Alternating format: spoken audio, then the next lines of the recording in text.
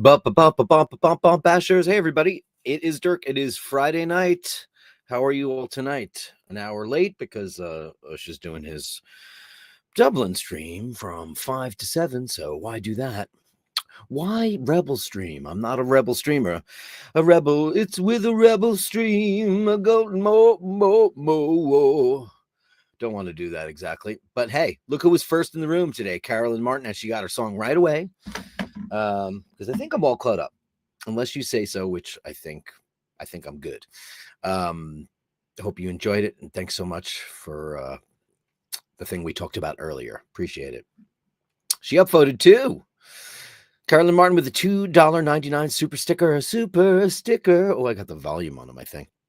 That's crazy. It's very bright in here, right? I gotta fix this lighting. It's shite. It's absolute shite. Thanks so much to Carolyn Martin for $2.99. Let's give you something great for that. Let's give you the cowbells.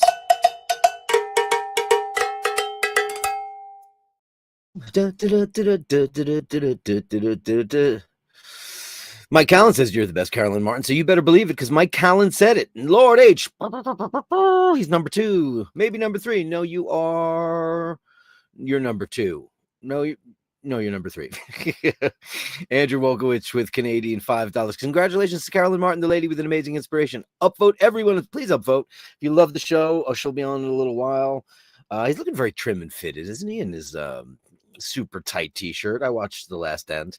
I caught, while I was setting up my show, I caught him talking about our differences about pets, which is true. He speaks the truth. We have completely contrasting ideas for pets. I don't believe in pet ownership. I don't believe that I'm the master of anybody. I believe I am the friend of all. Whatever. It's fine. It's okay. We just agree to disagree. 100%. That's what we do. It's like, you have to be the master. I don't know about that, but to some you do. To some you do. My brother had a dog that was absolutely out of her mind. He just lost her 2 weeks ago, and she was beautiful, but she was crazy because he got her when she was probably previously abused, but it was terrible. Andrew, super chat gong for you as always.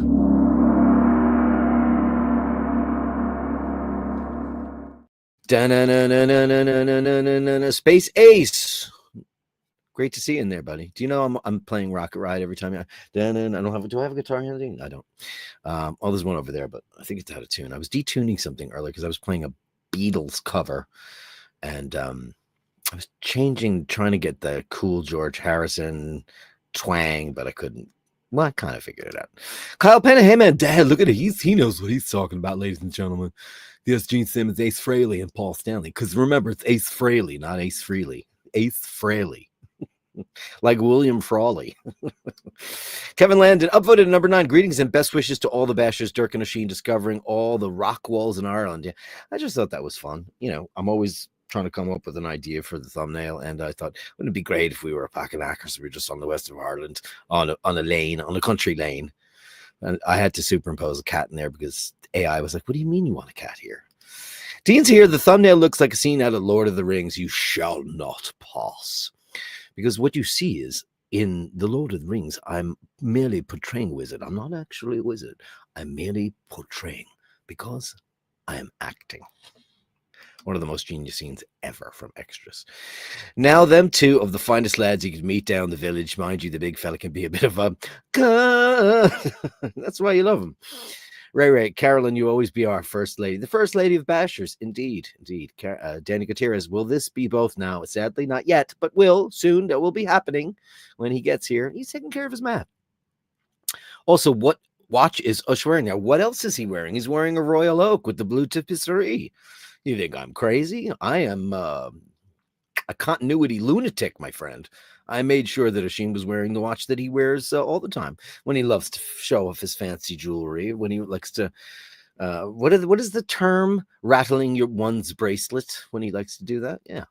Dean says Frodo, Dirk, and APO Mally Baggins. Indeed. The cat in the thumbnail, maybe Gandalf the Grey turned Elton into a cat. Whatever happened to that guy? Whatever happened with all that? Who knows? I thought this was ye two that just passed by my house. That be my house over Oisin's, right? Are you on the cliffs there? Are you? You got a big back garden. Cutting your lawn. That you have to hire a dean to do that. And to make a lovely English garden as well. Crazy stuff. Nathaniel Hannon's in this thumbnail makes it look like the two of you have bad intentions towards a ring. Yeah, well, it's funny. That didn't enter my mind at all, Lord of the Rings. I should, but the next one's gonna. Now that you put it in my head, but you have to be very careful how you access ChatGPT. Like, I think I said something recently where I made that Beatlesque looking one, and I said I want 4 musicians in suits, gray suits with black ties, and I want them to be playing in a room that looks like a railway station, and it's got an arch, and it said, due to copyright conflicts, this is too close to the Beatles at the Cavern Club. How the fuck did it know that? Oy. Daniel says, Connemara. I was thinking more Ballina. Gotta say Ballina. Melly C is here. Happy Friday, Dirk and all the bashers. Well done, Carolyn. Indeed. And Glenn Parker's here. Happy Friday, everybody. And Steve Zgaliski. Happy Friday, one and all. Been out of the country with ridiculously difficult connectivity. Where did you go? Wow, a lot happens in a week. Great to be back. Have a great show, Dirk and all the bashers. Well, you're here, so hey, man. It's already better. The Bashers. Ush started at 5 there. That was me. Mike Callan with $10 super sticker. I got to come up with some rockier shit, right? For that would be great. So you should. Thanks so much. And we've got, there's Ush. There he is. There's the man himself. Hey, buddy. Hey, I'm just going through a couple of quick super chats and to say how much we love everybody. Thanks so much, everybody. Nathaniel Hannon with 20 balloons. Oh my God, that's insane. That's amazing.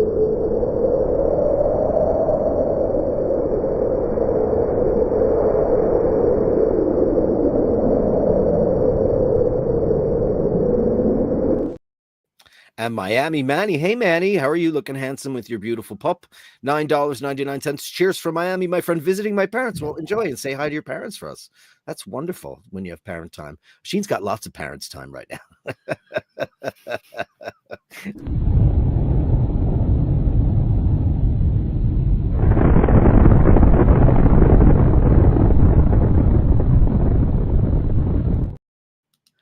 And handsome Joe LaFaro is here with $19.99, and you guys are talking about this at the end of your show, because whenever I set up my show on Friday, I watch whatever I can of your show, and I was like, is Mike Tyson fighting somebody?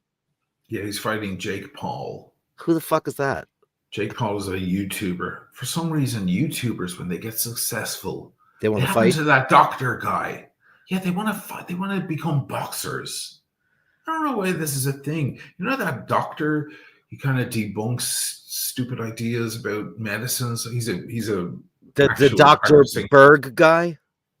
I don't know what his name is. Is he like a fit, young, handsome, fit guy, and he's got an Obma gay, and he's got all sorts. And he got into the ring too. I was like, what's up? Who did he get in the ring with? I can't remember. I don't follow him much, but the thing about Jake Paul is a huge YouTuber, right? He's been a YouTuber for a long time. What does he go on about? That's horseshit. He got in a lot of trouble years ago. He went to some Japanese forest or something years ago that's famous for well, people go to that forest and they die or they go missing in the forest, and he goes along. This was years ago, and he got in a lot of trouble because he came across a body and he made a whole video, and he was joking and stuff, and people were like, this is so tone deaf. Anyway, he made a video like around finding a dead body. Yeah, I believe that was him. Anyway, before he had contacted the authorities. Yeah, it was a mess. It was a mess. I have to look it up what the details were on. Wow, he sounds like a douche. He is a douche. I do not like the dude. Wow. But anyway, he fancies himself. He's a big butch dude now, and he's a boxer, and he fancies himself as a boxer. And does he have like pugilist training? Has he been in this? Has he had the spar and the trainer and all that stuff? Yeah, he's done a lot of fights. Oh, he has. But I think it's mostly other YouTubers. But now he's fighting a real legend fighter who's twice his age. Like, he's 27 and Tyson is 58. Mike Tyson's gonna hit him with one right hook and he's gonna break his skull. That's what everybody wants.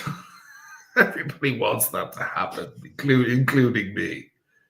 Do you know, I'm going to make an admission here that I don't, the boxing thing, I just think I don't like blood sport. However, the only boxing match I've ever seen in my life was the Buster Douglas fight. Okay. The one where Mike Tyson lost his title. It's the only one I've ever seen. My dad was watching, and I said, all right, let me go see. Because, I know like movies from the 40s when they go to the boxing match and the girl's in pearls and ermine. And, she's going there because Big Daddy King there. And he's like, oh, come on, Toots. We're going to go in here. I'm going to put $150 on this. Come on, Toots. Right. You go over there, get some cocktails, cigars, cigarettes. Excuse me, sir. And then there's always some kind of scuttlebutt behind there. You're throwing the match. Blah, blah, blah, blah, blah. And that's the only thing I know. And then you'll see like blood splatter on somebody's mink. And then I'm like, I'm going to watch some of this. And I just remember Mike Tyson looked medicated. And Buster Douglas was this fat, out of shape guy. And he went down. It just looked so rigged to me. I went, well, that's fixed. Listen, I think yeah, it's crazy. I think tonight's fight is going to be also rigged. It's tonight. It's tonight. It's in like 4 hours, 3 hours or something. On what channel might this be? It's on Netflix. Netflix has gone boxing. Yeah, and actually, I think the whole coverage is starting in about 90 minutes. So you might notice the numbers go down as people tune out of here and tune into that. But you won't see the lads in the ring until, another 3 hours, I think. It's just yeah. 8 p.m. start. Easy says 8 p.m. start, but that's the start of the event, the show. Yeah. That's all the guys talking. That's the big build-up. I don't think they'll be in the ring till about 9 p.m. Do they still have the beautiful girls with the... Why did I just turn orange? I don't know. I just turned orange. I saw that.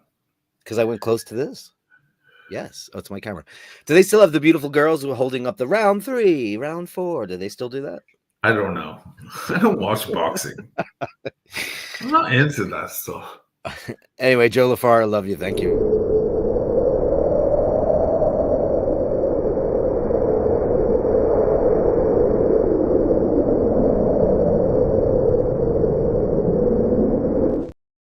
That's crazy to me. Wow, I didn't see. Goes to show you how much. Has this been announced for quite a long time? Ages, and it got pushed back, and everybody was waiting, and it's finally happening tonight. It's like a huge thing.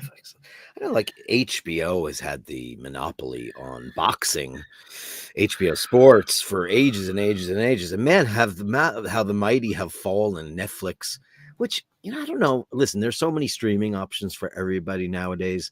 And, I'm sure each of us subscribe to multiple services. HBO is still, for me, the benchmark of quality original programming. But like Netflix, to me, I have it, and it's $20-something a month, and I think I never watch it. I'm like that, too. I've had a Netflix account for centuries, and when I need it, it's there. Yeah. And when I, most of the time, I don't need it. Oh, what's on it? Like, I'm trying to think of... And tons of shit. If you want to see movies, you want to see TV shows, is Penguin on it? I don't know if Penguin's on it. No, Penguin, I think, is HBO, I think. Or is it? I don't know. Yeah. I haven't watched that yet. The only time I ever really watch Netflix is when my thumb inadvertently hits the Netflix button on my remote. And I'm like, God damn it. So that happens all the time. Because there's a dedicated Netflix button. I just don't, and I'm always flipping around looking for new stuff. Like, everybody's always watching the 3. I always say it's 3 shows. Because this one is on Tuesday, this one's on Friday, or if you're lucky, Netflix drops everything at once. And I do kind of like that. Yes, you can binge watch everything. Yeah. Because I will, if I like it, I will watch the whole thing. I'll just do it. Isn't it funny? Like if you told someone, hey, do you want to watch a 12-hour movie? You'd be like, no way, that's too long. But then it's like, if you break it up into 12 episodes, people binge the entire thing for the whole day. It's like they do it anyway. They just have a break every hour. You know, that's exactly right. Now I get yelled at from Paul because he goes, "What do you mean? There's more of them?" I'm like, "What century did you grow up in? You can't be that. Why don't you go crank your Model T outside?" Yes, they drop entire, and I can't believe I said drop because I hate that expression. So what time's your, you know, like if Easy, like Easy, not R-Easy, but like, you know, NWA or some hip hop group goes, "Yo, my album drop on Tuesday." Okay, that's their lingo. But when you see Taylor Swift go, "My album drops on Wednesday," it just sounds so disingenuous to me because it's just the parlance of the street and it's nonsense. My album, when is your album? When does the new Mr. North album drop? Drop. Stupid. Danny Gutierrez is in the room. Stay for the fight, you both. Yeah, but what? We can't watch it on here. We'll get pinched. Oh my God, we'll get pinched so bad. I mean, Eurovision pinched the shite out of them. Imagine what they would do to us. Oh my God. We were watching like the worst, the absolute worst public broadcast in history, and we got nailed for it. Yeah. Eurovision, Which is just, oh wow. They gave us a full-on strike. Full-on strike, yeah. That's harsh. That's like, yeah, death penalty stuff nearly. Is that still on the channel? I think it's still lurking around in the background. Yeah, we have to be careful. Wow. I told you last week I had contacted, you know, I said, "Do I actually get a person?" And you said, "No, until you have 50,000 subs, you have a bot." Because this person, I said, her name was like Angela or whatever. And she kept saying to me, I was explaining to her that people, before my show starts, they super chat or they chat or whatever. And then those disappear. So I can't tell who Basher of the Day is. And, you know, unless I'm on top of it, which I was for a long time. And just lately, I haven't been able to do that. I'm missing out who it is. So I just was like, listen, this is very important to my show because everybody gets a song. If they're number one, they're the Basher, they're the viewer of the day. And she goes, the bot wrote Dirk, Dirk, Dirk, you're not getting me. And I said, there's no one there to get. You're not comprehending. She wanted me to take they wanted me to take a video of it happening. I said, so you want me to just have film rolling while watching the chat, and then at some point it might disappear, like for hours or days? What the fuck? I said, here's a before picture, time stamped, and here's a whatever. Ridiculousness. Danny Gutierrez 199. Stay for the value. We're not going to do that. We're not. You know we can't do that.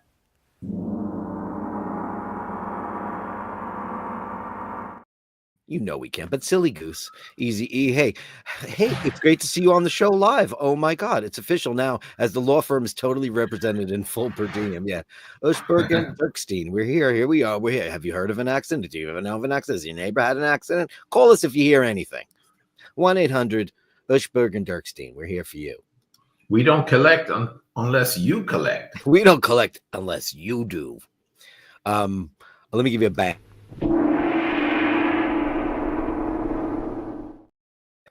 And Danny Gutierrez again. Mute the fight, but watch it and come. I don't think we're allowed to even view it, right? If we showed it, we get in trouble.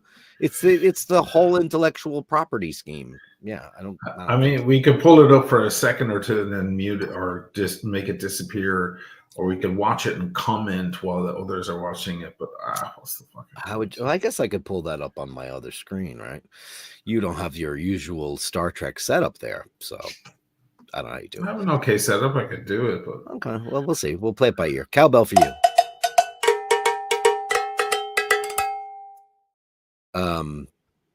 How's the weather there in Ireland? It's mild temperatures, but the chill.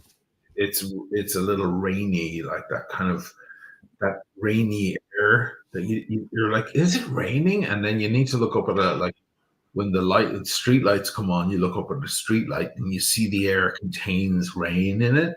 You know, that Irish fucking it's wet air to me. It's like, yeah, but you don't want to wear a cashmere coat out in that shit. It will destroy it. So you don't wear cashmere. You wear beautiful Irish woolens. That's what I've been doing. No, I don't think I just love when there's that like heavy precipitation in the air and there's no rain, but it's just, you could feel it. There's density, there's science in the air. It's pretty amazing. I was out at Malahide today, in Malahide, on the beach, filming that Atawak watch. Oh, yeah. and I was doing a thing like I found the watch like in the sand kind of situation. Oh, So I was like full of sand today. Today was a weird day for. I wonder, can I pull up some of this footage? Do that. I'll open up a bottle of wine. Oh yeah, what are you having? I got 2 bottles of this last week, so I'm having the Bourguignon Côte d'Or. Côte d'Or. Can I see that label? Yeah, sure. Oh, nice. The Regis Fori, which is $45, $10,000, right on the other side of the fence. Wow. This is the Latoche guy who sold all his property to Latoche. That's right. Yeah. This stuff is like, listen, we're old farts now, so Burgundy is like, yes, please. And your brother's now entered that domain too, because he's not drinking the Bordeaux anymore. That's right. That was funny, that clip I sent to you. I'd never noticed it, and I've seen The Sopranos 8,000 times. They have a case of Pichon. Oh yeah. Yeah. I sent you in the Cunt Club. I sent it's a clip of Tony and Christopher, and they're in a parking lot. He goes, "What's the score?" And they open up the trunk and they take a pry out and they pry open a case of wine, and it's all 86 Pichon. I have to quit Chrome to make this happen, so I'll be back in a second. Okay. Chrome.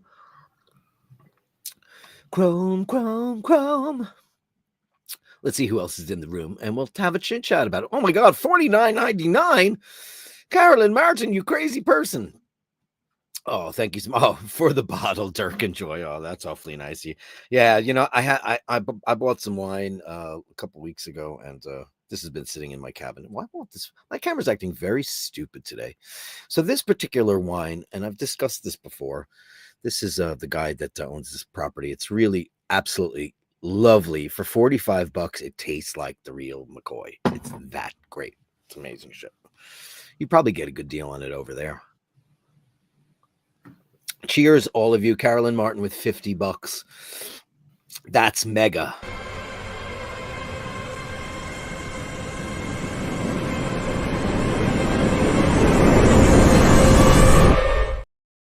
That's pretty good. How did you go? Where did he left again? And he left again. He left again. Yeah.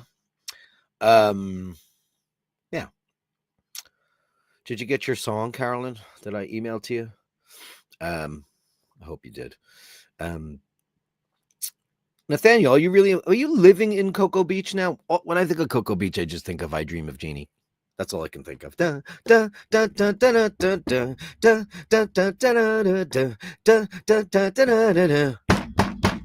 know that theme? Yeah, of course.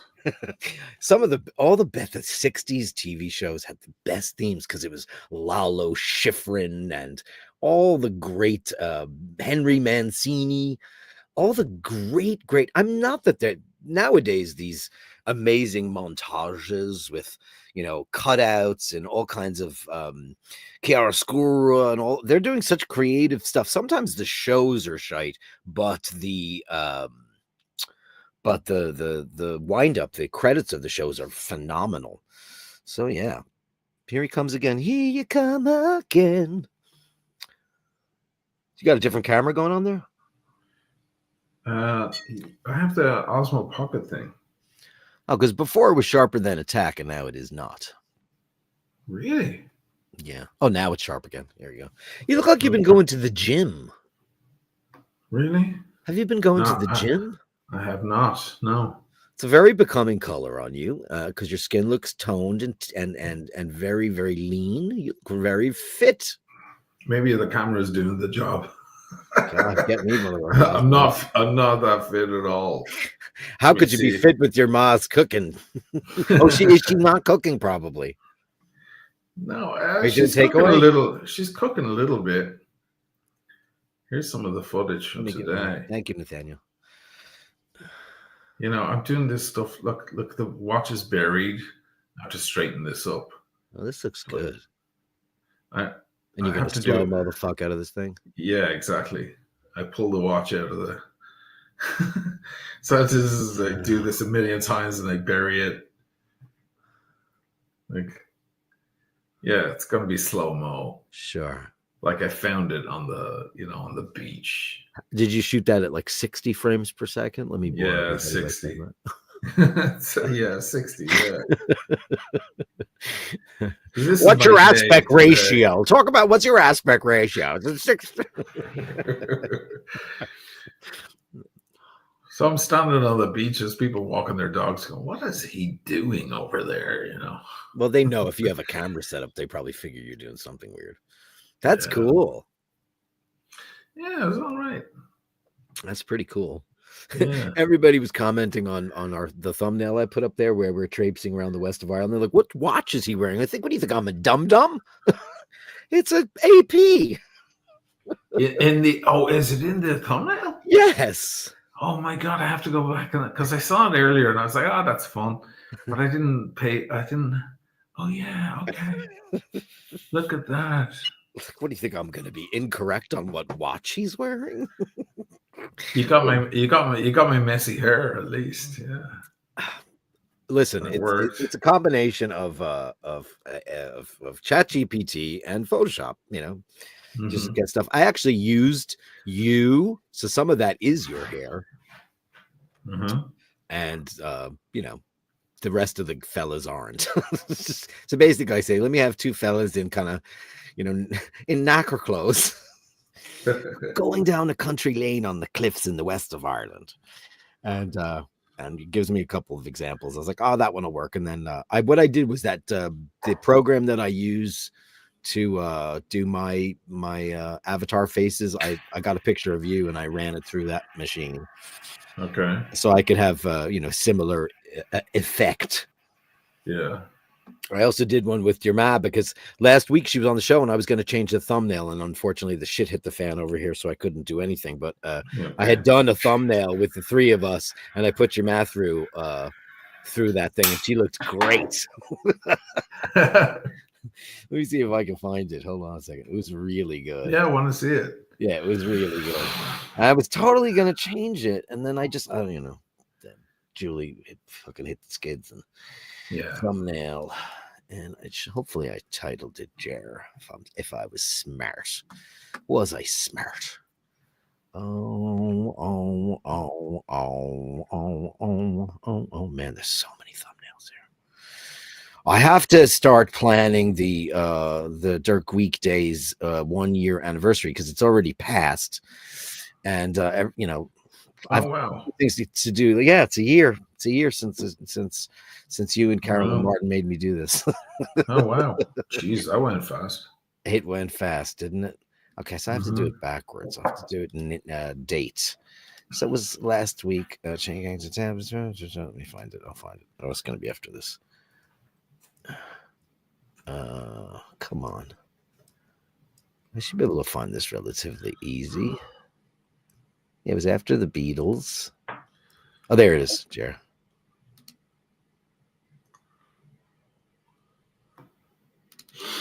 Okay. Now I can show you what it was.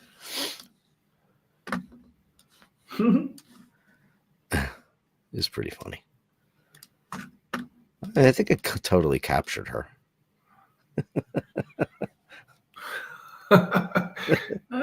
Something. I said it looks like your mother meets Kate Bush. Yeah. My mom and Kate Bush had a baby. Yeah, she does have those big blue orbs, though. That's true. Yeah. And a couple of yous got it. Emmett got it, and Neve got it. And you and your brother's got gray eyes. You've got green eyes. And Anya's eyes are what color? Are they? Did she get the big blue ones too? She got blue eyes. Yeah. Yeah, she got the blue ones. So 3 of yous got the blue, and then you and Aaron both got the odd. So was there somebody in your family that had brown eyes somewhere? Because that's how green happens. Some gene mutates because green is a very rare mutant of blue and green. Right. It's so somewhere in your DNA somebody had either brown eyes and gray. I don't know how that happens. Somebody lay with a cat Wouldn't surprise me. Check this out. What does this mean? Nathaniel Hannon, $1.99. My waiter in this hotel is an iBasher. Who is your waiter? Wow. Can you give us his name? He's an iBasher. What? That's Tell him crazy. we're giving him some cowbell for that. That's insane. That's crazy. Oh, look, Easy says, Dark, he's so Easy has hit he's searching for the Grail wine. And he's been reading a lot. Look, dark fruits, plummy, chewy. No, man, none of that stuff. None of that stuff will you find here. I mean, no.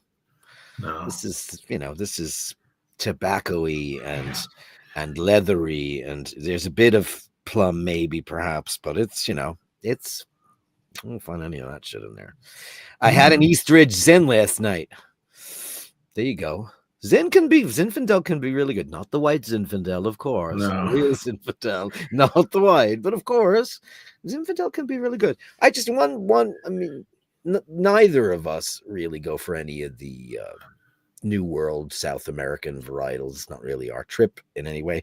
For me, they're too sulfitic, and I just can't drink them. They give me an instant migraine. I just think that the winemaking is there. I just think the terroir is just not right. There's something funny about it. People, and like even you and I, your brother and Dana got you a Grange once, and it was weird. It was weird. It was Yeah. weird. I guess it smelled like cow or grass. It was so odd. Farm. It was but it also had a bourbon-y smell. It did. had some bourbon going on in the smell. It was odd. Yeah, it was good. It was well-made wine, but yeah, big, real big. Wow. Nathaniel Hannon said he's a lurker. He saw my Speedmaster. And then looked at my phone and yelled, "I watched that channel too." Oh, look at that. That's funny. Ask him his name. We'll give him a shout out on the show. Why not? Travis Watts, hey buddy boy. Oh, look at that. 5 balloons. Looking forward to seeing you both on the stream tonight. Looking forward to seeing you too. Real glad you're here, man. Let's give you some cowbell. So he's saying in NYC. Oh yeah. Well, I'm NYC bound. When he arrives, that will happen. I assure you. By the way, do you want to hear the details of my flight? Yeah. You know where my seat is? Don't say 1 Alpha. No. I mean, that could happen, but I don't think so. There's only one business seat left. Okay. Is it on Aer Lingus? Yeah, it's unlikely I'll get it. No, he's. I'm going with the pilot. And don't tell me you're jump seating. I'm jump seat. Come on. Not crazy. Are you going to be cockpit jump seat? If there's a seat down the back, he says, listen, I'll either have you in I'd love to have you in for takeoff and landing, and then go back and sit in whatever seat in the back, whatever you get, and go to sleep or whatever. But it looks like I'm for takeoff and landing, or at least one of those, I'm gonna be jump seat. It's gonna be so weird. Meanwhile, now that I'm an old fart, because I got to do that as a kid so many times, and when you're a kid, you just think, oh, it's a weird place to play, and like you're not paying attention to all the amazing shit that's going on up I'll there. be watching everything. You'll be watching everything. Will he let you film it? I don't think so. But I'm looking forward to getting some shots. I'm promoting this GMT from Nomadic. Yeah. It's a GMT. Let me see that. That's quite lovely. On first glance, it looks like a sub. Yeah, and it's going to be, I'm going to get some cockpit shots of this amazing GMT. Oh, that's an attractive piece. Yeah. Very nice. Yeah. Well, is he a big fan of the channel? Mm-hmm. Well, maybe he'll let you. Maybe he'll let you do a little. Sam Chewy or Choi, whatever his name is, that guy gets to film everything. Come on. But he's a pilot, right? No, he is not. Oh. He's that. Oh, no, Sam Chewy. Oh, the guy who goes on. Yeah. The guy with the really big head. They invite him up. They invite him up Yeah. Yeah, but I'm going, like, the pilot's picking me up and we're going to the airport. Oh, so you're going to get to do check-in with him and navigation with him, all the map conferrals. I don't know, but he's not going to include me in that. But he's going to say, "Fuck off to the bar." Yeah, he'll be like, "Okay, see you over there in an hour or whatever," and then drag me in. Now, obviously, if I get a business seat, I'll enjoy the takeoff, but I'll go back to that shit. But it's unlikely it's going to happen. I don't think. Wow. Aer Lingus, those days are gone now of like getting those upgrades because the Irish are so bloody rich. They're all buying, like, the first class seats or premium or whatever they're called are selling out before anything else. The Irish have too much money. Oh God, the Irish. Mm-hmm. What was it? What was the funny thing that the joke of Martha Stewart when she went, after she came back from prison and like her new show didn't work, and then she did a roast, and it completely remade her brand because she met Snoop Dogg, and one of the jokes she had, she goes, it was for Kevin Hart, and Kevin Hart was being roasted, and she goes, Kevin Hart with his first big paycheck just bought a $150,000 watch. She goes, "What's that expression? It's not African American rich."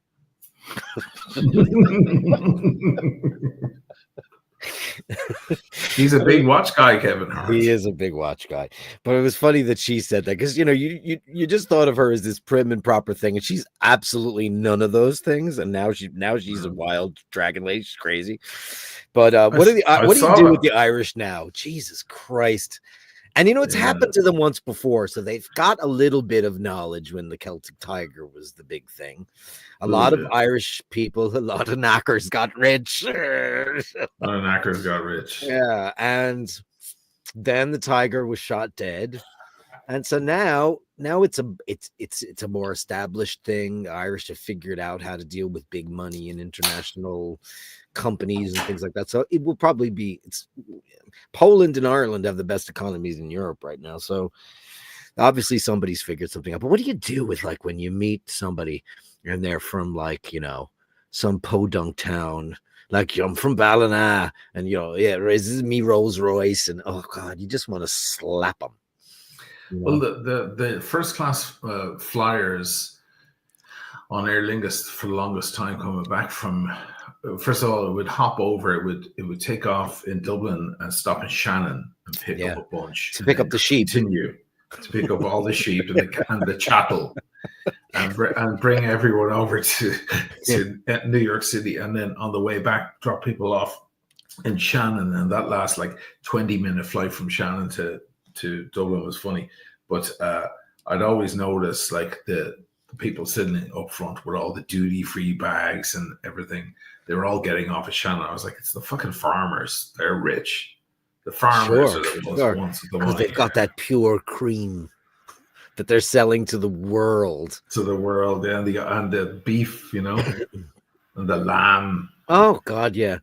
When I was working at the shithole down in Gramercy Park, they had like a fake Bailey's, but it was refrigerated, and it was called Tipperary cream.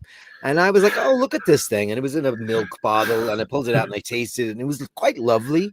And it was, for refrigeration only. And I was like, "I'm going to look this up." And then I looked it up, and the guy and his wife that own this farm, they are richer than a sheikh. It was insane. They had this giant, when the Irish, in the West, when people get rich, all of a sudden everything's solar and wind powered. And there's, everyone in the west of Ireland has a solarium. I don't know what it's like in Dublin, but everybody has that one room that the whole roof is glass. And, and that's built onto the back of the house, overlooking the garden. Yeah, exactly. With flower arrangements around it. Yeah, everybody. And a lovely patio. Oh, gorgeous. It's totally gorgeous. We installed a lovely patio. Right. Maeve was there with her husband, new husband. Gorgeous. Lovely couple. Yeah, and they have, your prize roses or whatever. But there's anybody who's got money in the west of Ireland has one of those attached to the back of the house. It's crazy. All of them, yeah. Yeah. Jim So I Patterson wants reckon to it's know. Yeah. Sorry, go ahead. I reckon it's that bunch. Oh, They're yeah, all well, up front. Because I was looking at the tickets, and it's uh-huh. like, up front is $3,000. Sure. And it's, there's only 2 seats left. And then the back of the plane is half empty. I'm like, what happened? Is it half that? Because they're It all used to paying for be the empty front. up front. And I used to always like buy a regular ticket and then put in my bid of $300 or whatever and get an upgrade. And there's no one up there up front. But things have changed in the past 4 or 5 years. I just last night I was watching some plane porn, and it was a documentary on how everybody who ever bought the Airbus A380 and then mothballed it, every single one of those planes has been retrieved from the desert and put back in service, upgraded, and planned to fly until 2035, 2040. Wow. Because of the everybody's complaining and bitching and screaming that we're all out of money and the economies are shite, yet everybody's flying business. And listen, you could say it's the proliferation of 2-for-1 miles and cash back and whatever you choose, insert credit card here. People are upgrading because of miles, and miles are because you bought 80 bricks of Kerrygold at not the sale price. The shit like that adds up. Yeah. But it's people do have more money than they ever did before, especially if you look at Ireland. I mean, and if people are just flying from Dublin to Shannon for top fares like that, that's crazy. Well, it's not happening on this flight. I guess they're coming all the way to Dublin, or there's Dublin money. You know what it's probably is? It's probably Facebook and Airbnb money and Google money. Of course it is. Google are Apple probably money, paying. Yeah, it's like people working for Google are flying to New York for a seminar for the weekend or whatever. And it's like they're getting bumped up front, or they're getting those tickets. Oh, getting bumped up. Man, that's one of my favorite things in the whole wide world, I getting know. bumped up. And then people don't even know what that means anymore. It's just, I was talking to one of the bashers, I'm not going to divulge who it was, but invited me to for drinks next week. And I said, listen, I'm not in a position to say yes. I would love to, because it's one of the bashers I think is just a classy MFer. As seen in his several Gallery of Bashtards appearances with beautiful watches and shirts and his car, everything. He's a super top class fella. And I was like, I can't really do that right now. But we were talking about all that stuff with flying, and he goes, yeah, I want to meet you at the airport because I know it's probably your happy place. I was like, it so totally is. Supermarkets and airports are my 2 favorite places in the world. People hate airports. I don't ever get bothered by the thing. Like your brother and when we came to meet you. He's over it. He's yeah, awesome. yeah, he is. Listen, I got dragged around, 50 times a year as a kid, pulled in every direction because every single time, I think my mother just didn't want all of us in the house alone. So my father would usually drag my sister Carrie and I to whatever place he wanted to go. So we were dragged all over the place. And I just always used to look around like wonder, and I never lost it. Even when I had to deal with getting downgraded or a flight was late or that stuff, I've never let it bother me.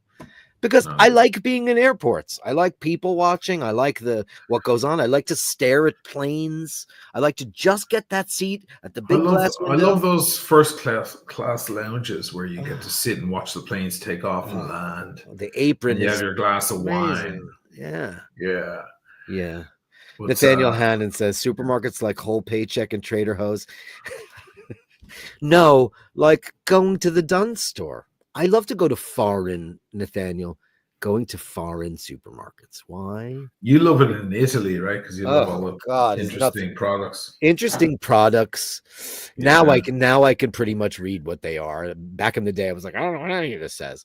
But I just love seeing the best pasta I've ever seen in my entire life, which cost $20 in New York. There it's 49 cents. Yeah. Because that's what they eat. Yeah. Pasta and tomato sauce or tomato paste and olive oil and water. They're all extremely cheap in Italy. Yeah. Like a big tall bottle of water. They come in packs of 6, so people don't buy them as singles. They buy the 6, but they buy the giant. Yeah, they're like 30 cents for a bottle. Yeah, in America, if you want to get like the big case of Poland Spring, which is absolute crap, it's not from a spring, it's from a big pipe up in Maine. You want to get that costs like $20. Whereas you get that for nothing over there. It's incredible how Americans think that the land of the free and the home of the brave gets all these great deals. We don't get anything. We don't get anything. But it was funny when I had the Barossa, the head of Barossa in Florence, and I lit him up a cigar. We were at a cafe just outside the door, and at these couches, and I lit him up a Toscano, and he's like smoking away, and he lives in LA, of course, and he's just like, "This is great. I'm able to smoke a cigar right here at this cafe. Like we could never do this in LA." And I was like, "Yeah, man, in LA." You know, LA ruins it for the whole world. Favorite airport.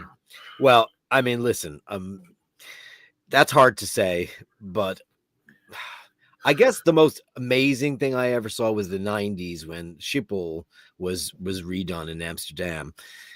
Because it was the blueprint for all the airports to come. Now it has fallen into disrepair. And I was there not so long ago, and I said, wow, what a freaking cacophonic mess this place has become. It was a mess.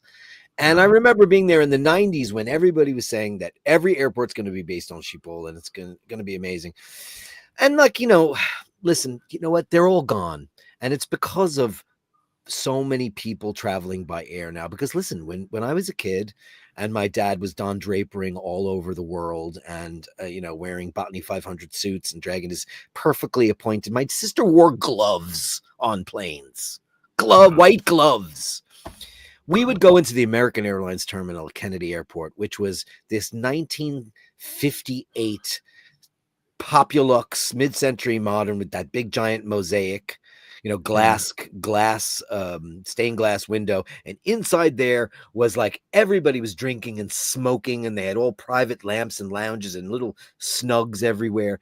And it was just everybody was beautifully dressed and appointed. So nowadays, everything looks like, you know, like Paris, like on the cover of All That You Can't Leave Behind. These big arched kind of girder-esque monstrosities. They kind of feel like tents. They all kind of look like that now because there's just too many people. They're not hiring Eero Saarinen to design airports anymore. But I have to say, and this might sound crazy, and it's probably going to sound crazy to him, but my favorite current airport is Marco Polo because they've done the minimal amount to make it efficient. And they have, because it used to be like a one Riva town. But now it is like there's a view when you're waiting for your plane now where you can see in the distance all of Venice and the sea. And it's really quite beautiful. And all the eateries and all the places for you to get a cocktail, they're all these wonderful regional Italian places. So I'm going to say that that's my favorite. I think it's a work in progress. But the one thing that I noticed was first time I ever went to Venice was in the 90s. We got off our plane and we went to take a boat to get out of there. And there was a chain link fence and a cement wall and the sea, and a boat pulled up to it and we stepped into it. And that's how we got to the city.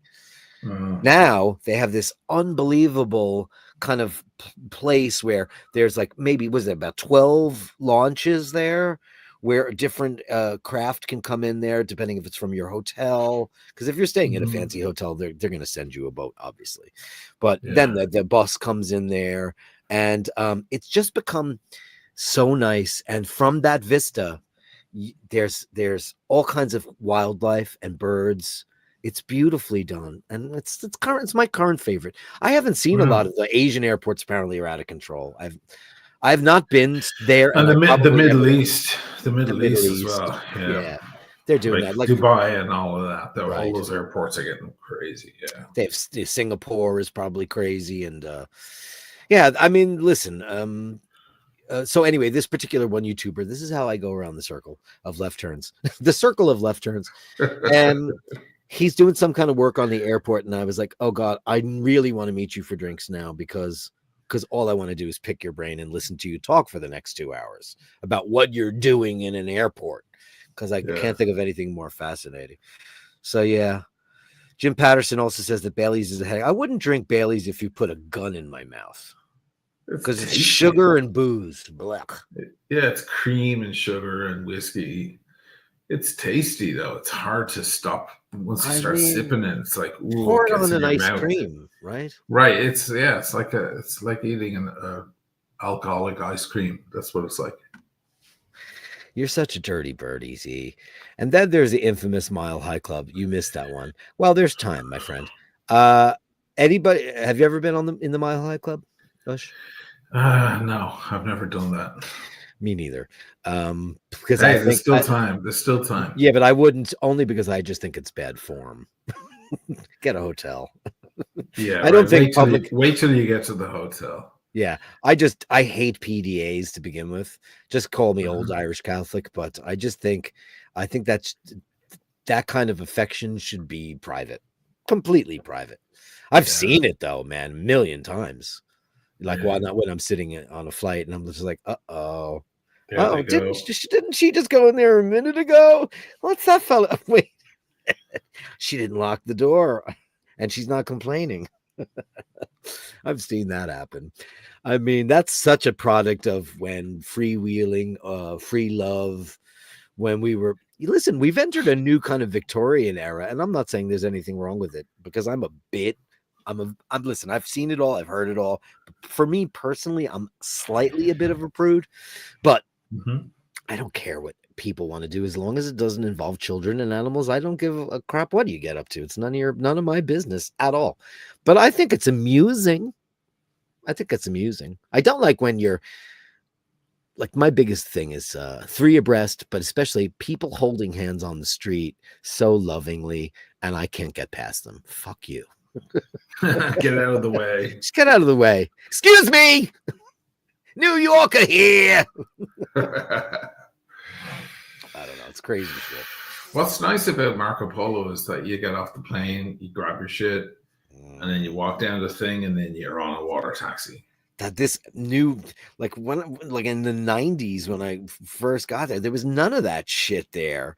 And it's like now they have this lovely, very long hallway with advertisements all over the place, and you get down there, and then one of the big posters has my house in it. I pass it all the time. It's a huge posters of Venice, high resolution photos, like blown up to 40 foot times 20 or whatever. Wow. And I'm like, that is my fucking gaff. It's fucking weird. Wow, that's interesting. Because it's right next to that big building. Of course. But one that was interesting years ago, I used to fly New York out to Long Beach to go work with Dainese. And you get off the plane, and the thing with the carousel for your baggage was outdoors. It was all out. Everything was outdoors. High school is outdoors in California. Right. That was. That's interesting. It's a very basic airport, but it's kind of functional and cool, and everything feels kind of outdoors. It never rains in California. They don't have to worry about that stuff because it's such a dry, arid kind of shebang over there. Yeah. Jim good word. Yeah. Jim says that Denver was pretty cool to fly into. Now that is an airport. Well, that's a famous airport. Very famous because Denver's. It had a lot of issues too. With the tents. Yeah. A lot of issues with that. Easy E, have you been to Tehran? Tehran Airport. Wow. That's very interesting. A panel power says, Dirk, can you ask Oisin? You can ask him yourself if he knew Mick Christopher. Do you know Mick Christopher? No. Who's he talking about? Don't know. But he's asking. I believe panel power is hands, knees, and toss. Am I wrong? I think you explained it not long ago. Anyway, who's Mick Christopher? Does anybody know? Please. Carolyn's right. That sounds like a JetBlue flight. Yeah, it was JetBlue from NYC to Long Beach. And it was like once a day, and it was just once a day in both directions. Hold on one second. Hey, Paul, grab a glass. I have wine. You need it. You hear me?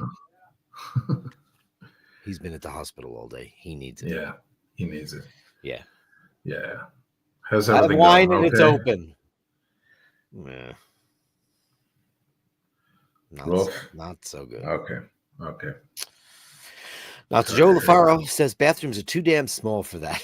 Well, it depends on where you're flying. Now, if you're flying on Emirates and there's a shower there. Yeah, there's a ton of Woo-hoo, Joe. There's plenty of room for that. You just can't be that wild like usual, pal. Just can't do it. Doha. Now, Jocelyn Bittenbender, now we all know and love her. She travels all over the planet. She's like a Becky Brown. She's all over the joint.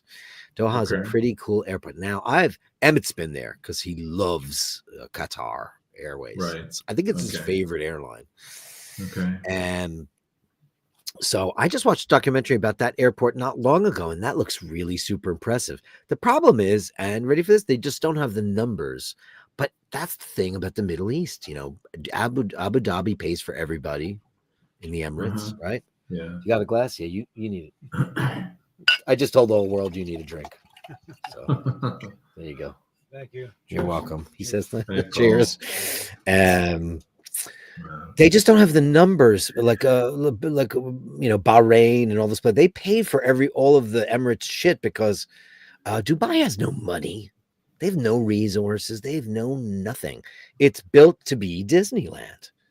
Right. It's crazy. And they get all their money from Abu Dhabi and other places and Doha. And it's like you look at that stuff and it looks like everybody's having such a great time. And then I know a guy that was in and out of Doha all the time who happens to be, plays for my team. And he told me about all the secret clubs there are, these gentlemen's clubs for gentlemen, know. And it's like all that shit goes on there. As long as you're in a private club, everybody looks the other way, which is like what Paul calls, religions with loopholes, which is just such bullshit. It's not personal, it's business. Such crazy shit. Because they want everybody to come there and spend their money. But and what happens? Here's a great question. And this is why I wish I'm not going to get political now, because I know you probably talked about politics earlier. What happens? What happens when nobody gives a fuck about oil anymore? What happens then? Well, what are you talking about? When it's all electric cars and stuff? Yeah, when it's all just nobody gives a shit. It's all solar and wind and electric. What happens? What happens to all of that? The places? Chaos. Probably wars and chaos. Yeah, when the Beverly Hillbillies get kicked out of their mansion. Yeah. And up from the ground came a bubbling pool. So that's like, did you have the Beverly Hillbillies when you were a kid? I mean, I don't remember that song. It's a great song, man. We were talking about the 60s songs earlier. It's all about Jed Clampett, and he's like, he's got his shotgun and he's got his hound dog, and somehow he's like, I don't know what he was doing. He shot something, and all of a sudden this black gold comes out of it, and he's like, what's that? Next thing you know, they're living in Beverly Hills. It's oil that is swimming pools, movie stars. And then these hillbillies moved to Los Angeles. It's a great premise. I think that show ran for a decade. Can we say hillbillies anymore, or will I have a whole episode devoted to it? You'll probably get in trouble. I'll be back in a sec. Go ahead. Hillbillies. I wonder if you can say it. Nathaniel Hanna with $9.99. If love doesn't cost me everything, then I'm not interested. Oh, Nathaniel. That's beautiful. My love don't cost a thing. Whose song was that? That's a nice one. Let's get.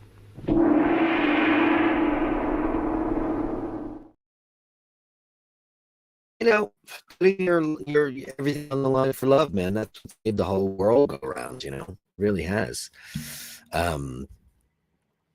Wars over a lady's hand, over a betrothal, all that stuff, It's amazing how that's made the entire world go around for so goddamn long, And now I don't think that will ever happen again, because look at who the people are who run the world now. And listen, I'm not getting into a political debate about stuff, but you've got several dictators, lots of people who've been convicted of crimes. Nobody cares anymore about that. They care about the bottom line for their family. Not that there's anything right or wrong with that. It's just what it is. You know, I've already asserted my opinion on the whole American election, and I just don't care anymore. I just don't care. And like, throw caution to the wind. It's fine. People have spoken, and I believe in a democratic and free and fair election. And if that's what the people of America want, that's great. I believe in it. I think it's a great thing. We'll see what happens. We got 4 years of it. Let's see what happens. You know, this was shit. Nothing's been good, and she was crap too. So yes, Turan visiting Pop in the U.S. Air Force in '77. Gunfire in the back alleys. Gunfire in the back alleys. That sounds like a great Iron Maiden lyric. No good. Well, listen, as my dad used to say, Tehran was the Paris of the Middle East at one point. And like, they had Saks Fifth Avenue there. Everybody was living wonderfully under the Shah of Iran, but everybody, you know, there was a big class system. And look what happened. You know, they shouldn't have gone that far. You can't go from one extreme to the other, but it was a beautiful place. And if you watch any YouTube videos, as we're all able to do so, if you watch what goes on in Iran right now, they're wonderful people. They don't hate America. They don't hate Americans. They are beautiful, loving. And first of all, they're some of the most beautiful people I've ever seen in my life. Physically, they're gorgeous. And they have the same wonder that we do. It's never the people. It's always the governments. It's always that. Just talking about Tehran. If you watch anybody who visits Tehran, they say such nice things about Americans and their beautiful, wonderful culture and amazing. Tehran is one of the oldest cultures in the world. Those people are Persians, man. They're Persians. They invented fucking everything. It's the oldest, one of the oldest countries in the world, if not the oldest. Yeah. I mean, Zoroastrianism and all that stuff. Like, they're not Arabs, by the way, kids. Not that I'm trying to lump anybody. They will be the first to correct you that they're Persians. They're not Arabs. Yeah. But what a culture that is. And it's like, listen, I always said that about, like, Americans aren't dicks. You know, it's the people that run the Americans. It's the people that ran the Third Reich. You know, all the people that were part of the Hitler Youth. Do you think they wanted to be in the Hitler Youth? No. They were told they had to do it. You know, it's like, whatever. How we got on that, I don't know. Travis Watts says, we had some snow this morning in the California mountains. You guys get that early. Look at that great shot, though. Look at that. Yeah, I like the watch. That's a great shot. Panel Power says, Mary Janes. Are you talking about the shoes? Are you talking about the shoes? Hey, it's Kieran Kelly. I haven't seen you in forever. Irish singer, songwriter, guitarist. Bit hit was heyday. He was absolutely brilliant. Who are we talking about? I don't know. Did I inadvertently miss a reference? Did I inadvertently sing a song that I don't know? That could have happened.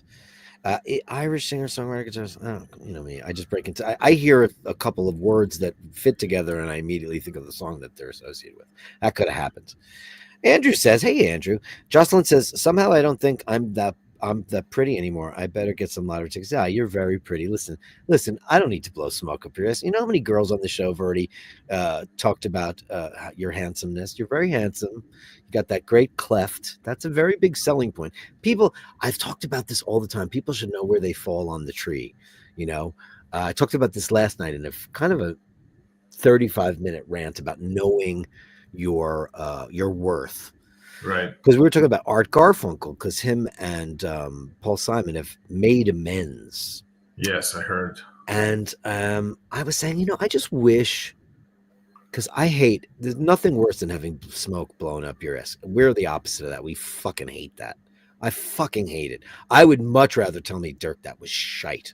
Absolute shite. I would much rather hear that than, oh my God, that was amazing. There's nothing worse. But there are people like Art Garfunkel who thinks he's on the same level as Paul Simon. And he's not. He got to sing those beautiful songs, and he did a great job. But sure, lucky him.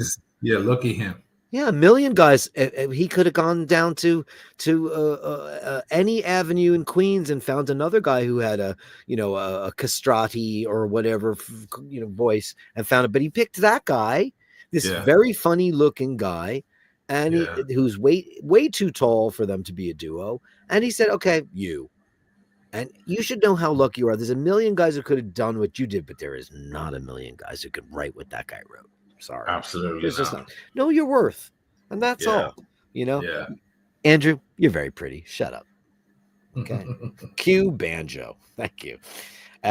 Chris on the Upper Side flew the company jet into Teterboro this summer. Hard to go back to. Oh, I've never flown. The closest I ever flew, I ever came to flying private was Paul and I were in Faro in Portugal in the 90s, and there was no commercial flight, so we had to book a charter flight, and it was on a really cool, like 10-seater jet, but it was like kind of luxurious. It wasn't a private jet. Now, No. Dana and your brother have flown private galore. Yeah, I haven't. Because they have a friend. Yeah. Well, yeah, Emmett's been on. He's been on Enrique's plane a couple of times because they had to.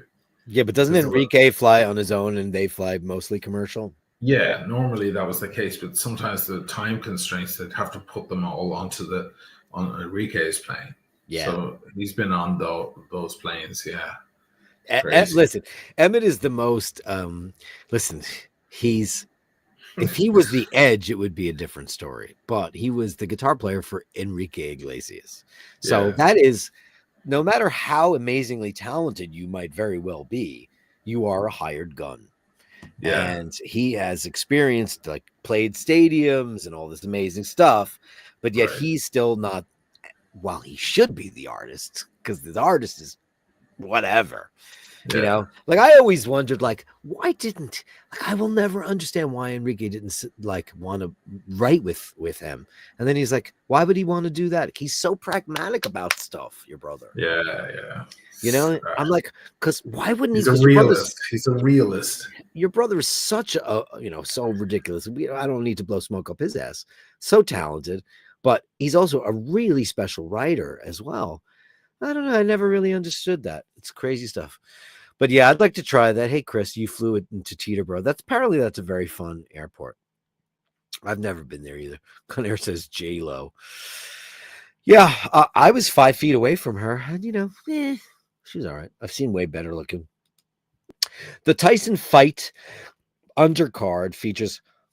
Let me ask Paul something. Hey, Paul, do you know about this Mike Tyson fight?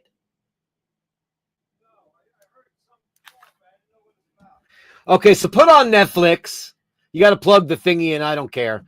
Apparently, some YouTuber put up the money to fight Mike Tyson tonight. It's tonight. Netflix. Go ahead and plug it in. It's fine. Let's see what he says. Well, at least we'll have it on there. Defending her title against Amanda Serrano, who she beat once already. Oh, shit. How did I just do that? Wow, that's cool. I just went full screen. I wish I could do that the whole time. I don't know how I just did that, because I have a 5K iMac here. My whole thing just went full screen. Wow, that was really, really super cool. But I just lost all the stuff I was on a minute ago. Hey, buddy, somebody asked about Mick Christopher. Didn't we see that already? If I lost my mind. JBB, Dirk, that was shite. You know what I'm going to give you for that? I'm going to give you the Gallery of Bashtards. We're not doing the Gallery of Bashtards tonight because it's Friday, but you deserve a little medal for that shit. That's fucking hilarious. Mart says, officially, I've been told house contract signed today, out to the countryside with a canal right outside my front patio window. Time for a bottle of Allegrini Amarone della Valpolicella Classico. Bravo, signore. Bravo. You deserve it, man. Yeah. Conair says you get way more New York City when I just said this yesterday, which is really funny. I was on my way out to the hospital, and I was on the Long Island Railroad, and I was talking to him about how easy it is to drop in and out of dialect. We're just talking about dialect and how easy it is to drop into dialect. Because I said, hey, Paul, put on Netflix the Mike Tyson fight. When you're around other New Yorkers, Paul has a pretty pronounced New York accent, I think. Even though I reign in Spain, I claim to have Henry Higgins him. That is my claim to fame. I Henry Higgins him. The rain in Spain falls mainly on the plain. Because my father used to take a fork. He'd take a fork like this, and he'd go crack if we said something New Yorkese. But Really? I was on the Long Island Railroad and I was talking to Steve, and the conductor came up and goes, "Yeah, let me see your ticket there." I said, "Oh, I just showed it to the guy a couple of minutes ago." You just fall into your local dialect when you're with amongst other people. It happens to you because when your Dublinese comes out, it's just so easy to fall back into it. And we have to realize that that's where we come from. And I embrace it. I think it's a lovely thing because we're losing our regionality. People, everybody sounds like, oh my God. It was like, oh my God, let me read one for you. Easy is says, I learned about a delicious yellowfish, flatbread, baked in wood, burning ovens, and the Mercedes taxi driver. Scared first when he pit stops somewhere. I trust it all. Everybody sounds like that now. Wouldn't it be better? Because you're a transplant, right? He's not originally from New York, but I don't know. I learned about a delicious yellowfish flatbread baked in wood. Burning ovens for a Mercedes taxi driver. Scared first. Pit stopped. Somehow I trusted him. I don't know. You know, it sounds more real when people sound like they're from where they are. When I meet somebody and they say, "Oh, so where is this place? Is it on Lex Ave?" I just want to turn around and walk away from them. Horrible. Lex Ave. Is it on 3rd Ave? What do you got a mixer on going on there? What's going on? What's that noise? I'm just making some food. I forgot I didn't have dinner. That's all right. Daniel says, you got to watch the fight being a YouTuber. Yeah, but I can't, though. How could I do that? How could I do that and not get in big trouble? Oisin, use the crosswalks when you get to town. Got to get used to pace again. Yeah, the crosswalks. In New York, nobody uses the crosswalks. We jaywalk like there's nothing. Like there's nothing. Like this goddamn. I'll just do the rest of the show in a totally New York accent. Nathaniel Hannon, $9.99. Flying private is usually less luxurious than seat 1A on a British Airways 747. It's nice to skip security though. Listen, when I was a little kid, you know, with my dad at American Airlines, we flew 747s all the time because that's what American had. And the first 747 cabin in the front, you know, you walk in, there's the spiral staircase going upstairs, and then on the left-hand side is like 1, 2, 3, 4, 5, 6, 7, 8 seats, and that's all there was. In the back, there was no such thing as fucking business class. Business class didn't fucking exist back then. There was no such thing. And it was like first class and then losers. First class and losers. And that's all there was. So yeah, $9.99. Let's give a big bang boom for that from Nathaniel Hannon. Thanks, buddy boy. It's great. I'm gonna give you something special for that. I'm gonna give you the monks.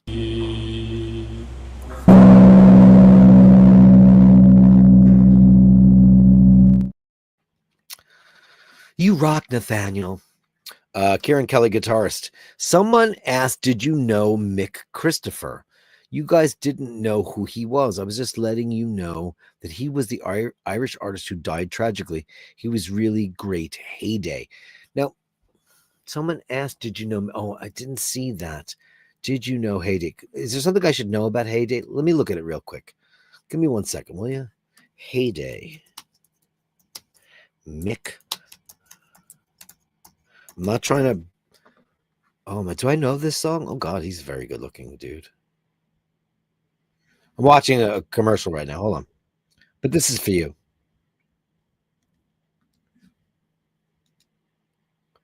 Mick Christopher. Heyday, Irish singer-songwriter. Video features young. Oh, Michael Fassbender. Oh, he's young. This is so 90s. I'm watching the video now. I'm not going to play it on the show because I don't want anybody. I don't know this. Do you know the song Heyday? No. How did I miss all this entire thing? This musical movement. Yeah, I'm going to give you this right now.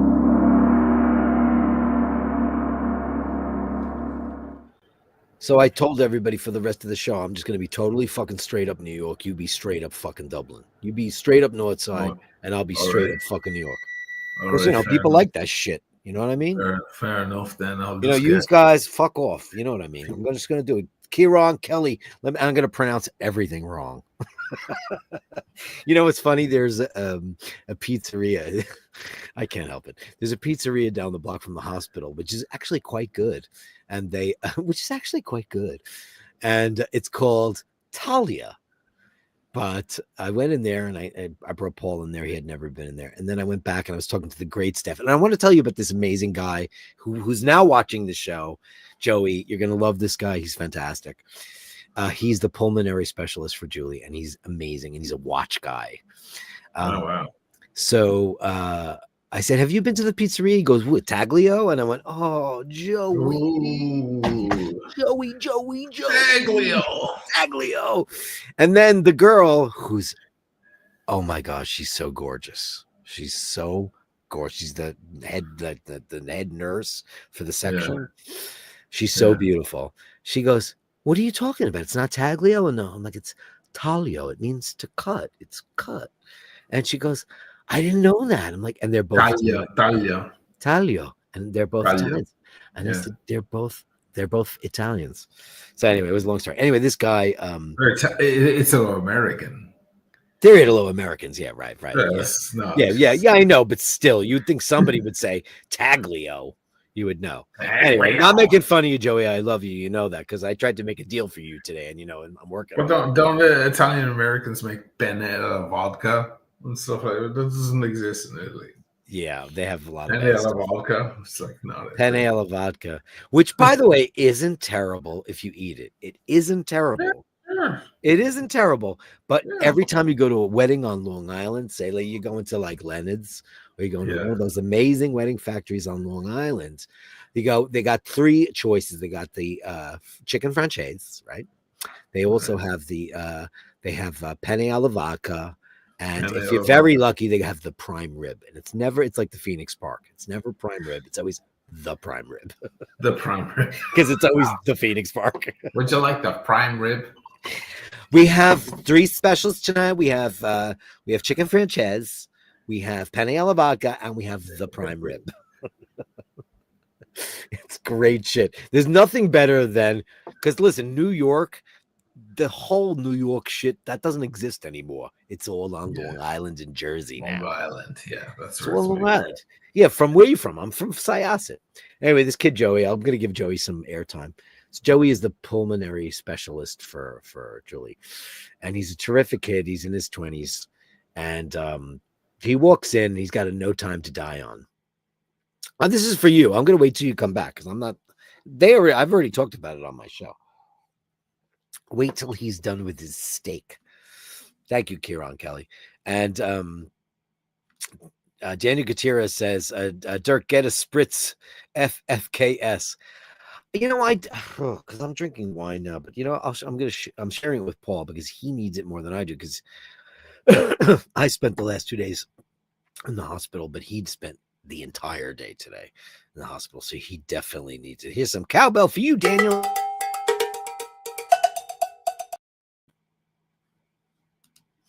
Thanks for telling me about the fight on Netflix. Just turned it on. James M. Thank you, buddy. $9.99. My pleasure. I didn't know anything about it until they told me about it. I certainly didn't know anything about it at all. Super Chat Kong for you, buddy.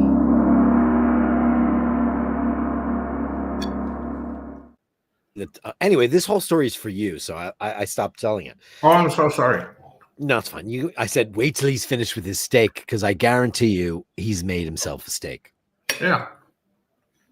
Oh God, nothing makes Joe LaFaro crazier than hearing Americans say bruschetta. Bruschetta. And the gnocchi. Oh God, gnocchi. Oh my God, if I could tell you my story, but I can't, about gnocchi. I remember, like, even when I didn't know, I was like, I don't think it's gnocchi.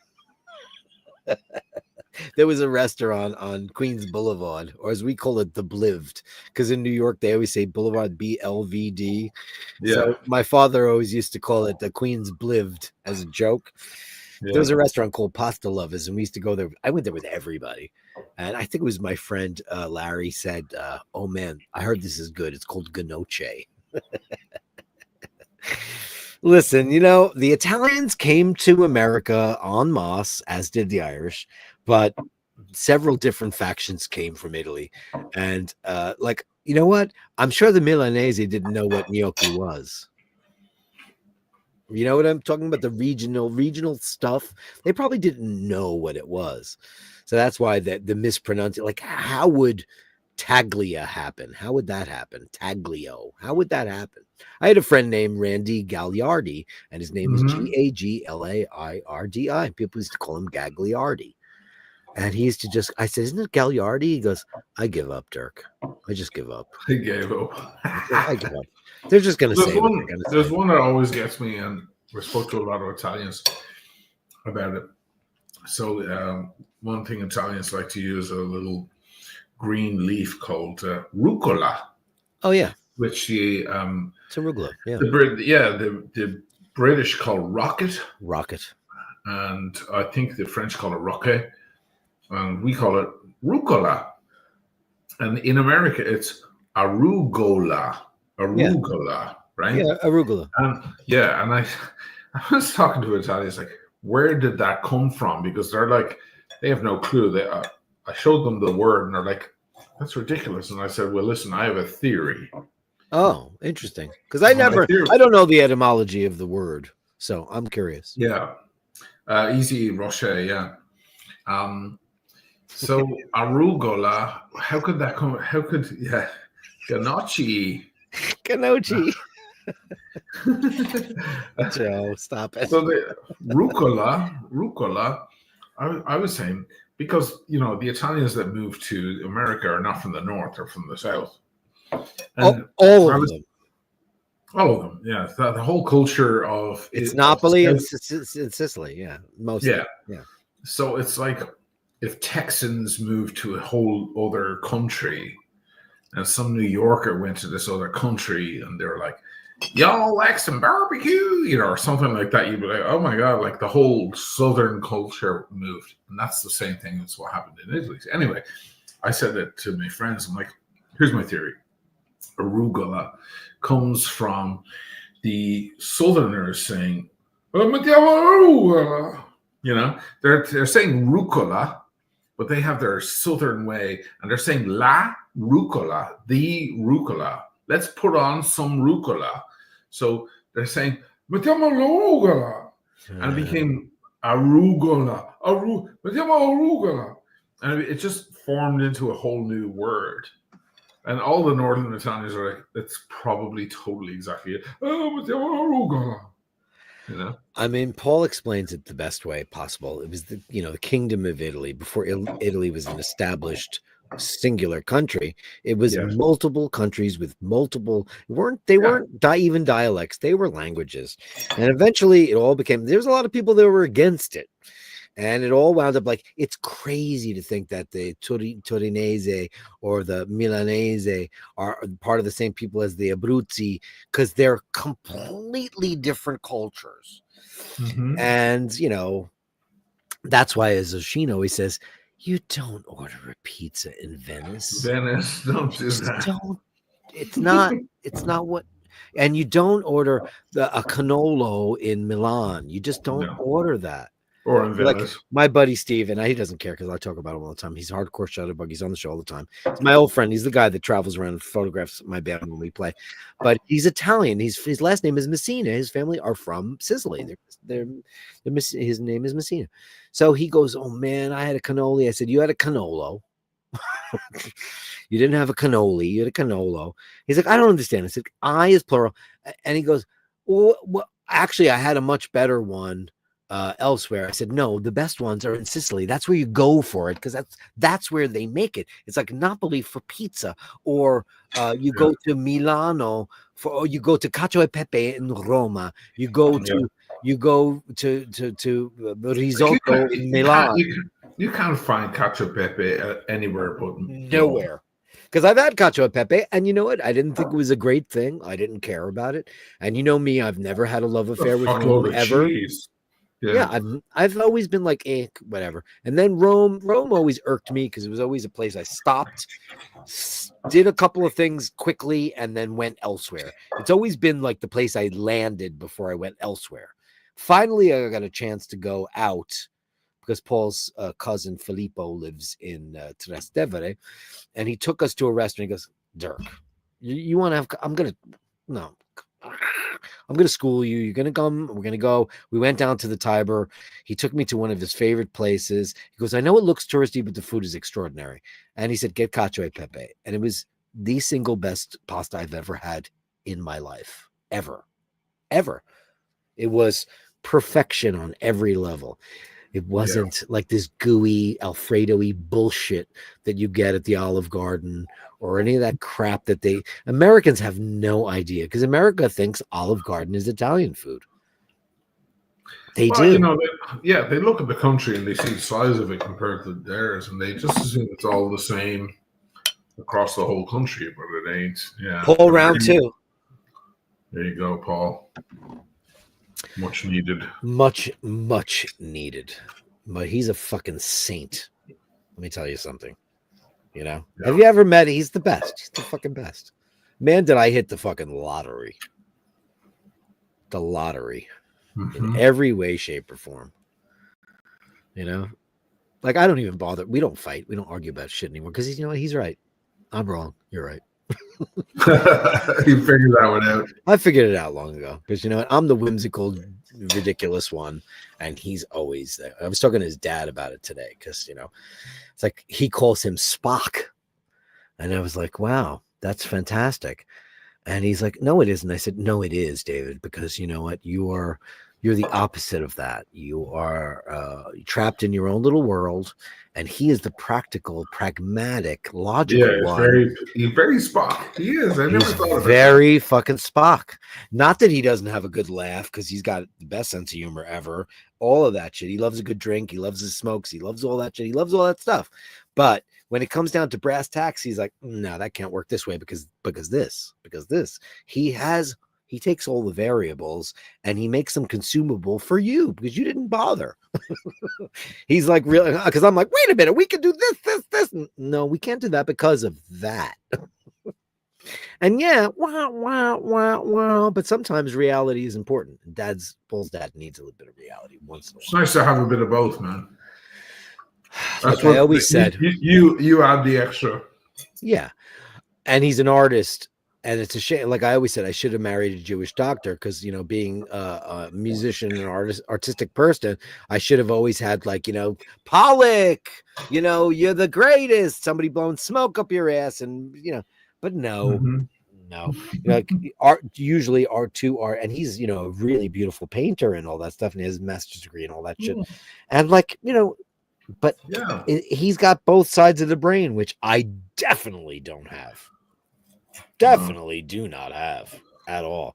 Like, I was watching your little thing about how we disagree on the whole pet thing, and I was like, you couldn't have summed that up better. I was like, we agree to disagree. We both understand each other's sides, and we just move on and say, where's the wine? It's all good. Yeah. Because my brain is like, I just want to be friends with everybody. I just want them to be my best friends. I don't want to be anybody's master. I've never been alpha dog. I have never, ever wanted to be anyone's subordinate. I've never, because I fucking hate that. I don't like being bossed around, but I don't like the opposite either. I like being equals.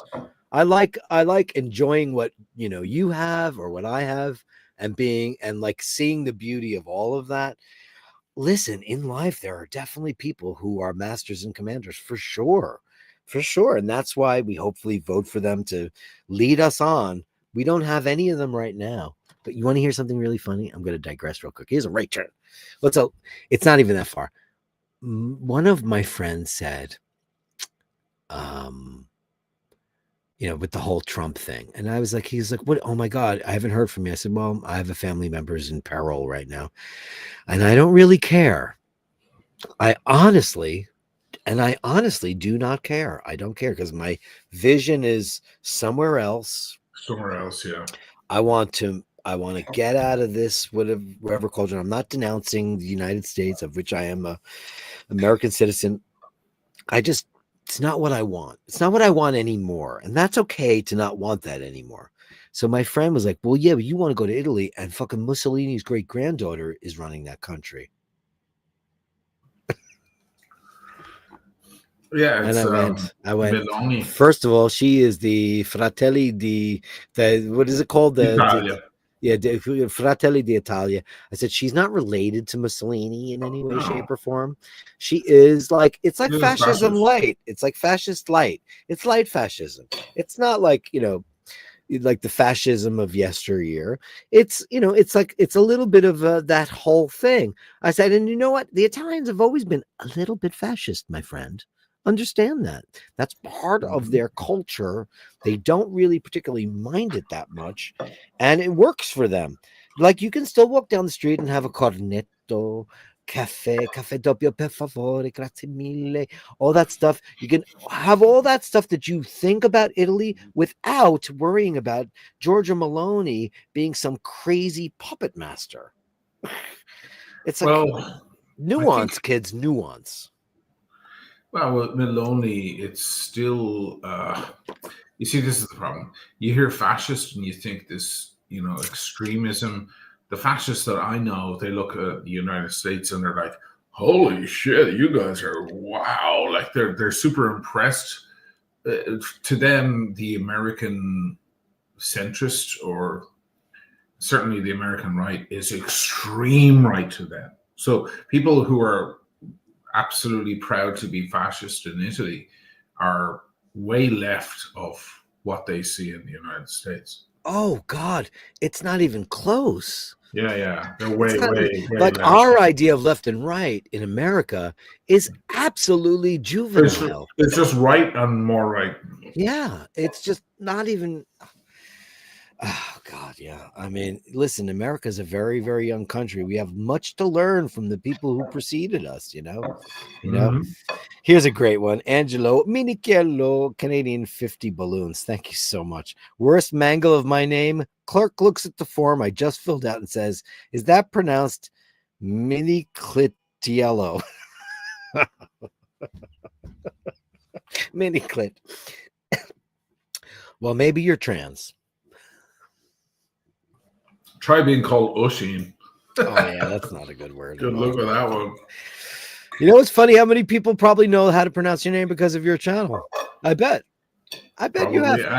That and Saoirse Ronan talking about it on Stephen Colbert. Did Saoirse Ronan talk about? Yeah, it's a very famous clip. Oh, I don't know it. She talks about Oisin. We won't get shut down for this because no, do it. Play it. I'd love to see it. First of all, it's a public clip. Is she not the most gorgeous, loveliest thing ever? Her. Oh my God. Yeah. Not just because we're Irish, she's brilliant. Mm-hmm. And I've never seen Lady Bird. I need to see that. Let me see if I can. Mangle of my name. Oh, Angelo. Let me give him a bang while you're looking for that. $50. That's friggin' massive. Look what I'm wearing tonight, by the way. Angelo Minichello. I've been wearing it nonstop. My Waltham Field and Marine. Isn't that fucking beautiful? You haven't seen this in person. I'll wear it. First of all, because it's a big beast, so you could certainly wear it. Oh, you could wear it while you're here. Look at this monster fucking thing. Look at the crown on that cunt. Oh man. Look how gorgeous. The very first submersible watch ever invented before the oyster. It is that. It's not debatable. It's fact, kids. Look at this beautiful beast. Look at that crown. I'm such a crown queen, man. I love a big crown. I love it. I love a big crown. Don't you hate a shitty crown when it's really small? The Explorer too, man. It's got for such a beefy little watch. It's terrible. The crown isn't great. Let me know if you can hear the sound on this first. Go. So many Irish names there. Can you hear that? I can. Can they? I can. Yeah, well, if you can, then they can. Okay, so let me play it then. So many Irish names that are almost impossible for people who aren't from Ireland to pronounce. Help me out. These are real Irish names. Tell me how I'm supposed to say that. That one's Saoirse. That's Saoirse. Does anyone know how to pronounce that in the audience? Tig. Tig. Tig? Yeah. Neve. What? Neve. Neve? Yeah. But it's Neve. Neve. Maybe this is the best way to get your accent Neve. kind of up and running. How about this one? Oisin. Oisin. Oisin. Oisin. Oisin. Oisin. Yeah. How do you think that's pronounced? This one I know. Siobhan. Yeah, Siobhan. Siobhan. Ridiculous. A lot of by the people way. say Siobhan. Sayopan. Ridiculous. This is the Ridiculous. one that They're all absolutely ridiculous. breaks my brain. There's a lot of vowels in that name. Quiva. One more time. Quiva. You go to hell. BH kids, it's V. That's all you need to know. You know, ironically, the people who are worst at pronouncing my name are Brits. Oh, well. The Brits, they're right over the water and they have no clue. Why do you think that could be? I wonder. What did they say? Oisin? Oisin. Well, you heard Paul Thorpe struggle with it for 2 years. Wow. Oisin. He's like, the battery required is a 9-volt and it's like a 1.5 in there. He's not the brightest bulb on the tree, as they say at Christmas time. You know, he's a street fighting mate. He is, you know. So he knows about a great chipper, though. Sure. You know. Hey, Nathaniel, 20 balloons. 20 balloons. Oh my God. Where? Oh crap! God, I'm being so lazy right now. Not sure I understand the right wing fascist comparison in the USA. I'm as conservative as they come. Well, within reason. Ooh. But for people like me, because I think you and I, because we had a whole dinner conversation whilst I wore your Speedmaster, and I think we're on the same branch. But for people like me, that means small government. Opposed to Trump, fascist faces Latin axis government power and control. Okay, Yeah, so let me give you some talking points of the fascists in Italy. My friends, some of them. Small government, lower taxes, tighter borders, the right to bear arms, a traditional family unit. Well, shit. I said small government, right? Yeah, less government intervention in people's daily lives and so on, et cetera, et cetera. They hate the woke. They some of them they despise Greta Thunberg or Greta Thunberg, which is how you're saying her name, et cetera, et cetera. Do these ring bells? These ideas? It's the same thing. It's just for some reason I don't know what happened in the States, but they managed to separate the word fascist. In fact, there's a lot in the States who think fascism is leftist. They all think that. They all think that. They Which all is think bizarre. that. It's the opposite is true. They all think that. Wow. They think that they call Kamala Harris a Marxist. Now, communism and fascism were opposites. So Sure, but she's certainly no Marxist. I don't think she's ever fucking read anything that Karl Marx ever wrote. no, I mean, if you took Kamala Harris and picked her up and dropped her in Europe, her ideas and her policies would result as quite on the right. Sure. Yeah. As would most American politicians. Even Bernie would come out somewhere in the center, Oh, people think he's so far left and he's so centrist, it's not even funny. Mm-hmm. Yeah, but Americans have no real idea on the gauge of left and right. It's a completely different thing. It's a completely different Well, I mean, it's true that the left in America is left of the right in America. Sure. Like the two last urinals at the long line of urinals in a public bathroom. That doesn't exist anymore. One is left of the other. Yeah. Okay, you're making a hard left. No, but it's very. One is left of the other, but they're still at the very end of the line. Do you understand what I'm trying to? I do, but I love that analogy because yesterday, whilst in the lobby of the first floor of the hospital, I waited for 20 minutes to get into a private Jack's because there's no such thing as a men's room anymore because the woke have taken control of the bathrooms and you can't have a room filled with urinals anymore because people need their privacy because maybe they might not have the same genitals you have. Oh, I see. And listen, I just want to pee, man. I just want to pee. I just need to pee. I just want to pee, man. And you know what? I loved and I'm a gay dude. I'm not gonna look at your dick. I'm not going to do that. I'm not going to go check out your junk. I'm not Here's doing an it. interesting, Travis. America equate fascism with the Nazi part. First of all, Nazis were National Socialists. They weren't. Yes. I mean, a Nazi these days would be a fascist. Not all fascists are Nazis. Conservative Americans are not Nazis. Well, I'll tell you, I've told this story before, but I had two guys over in New York many years ago. They came over and they're very extreme fascists. They would even describe themselves as Nazis, which is the most extreme of the right in Italy.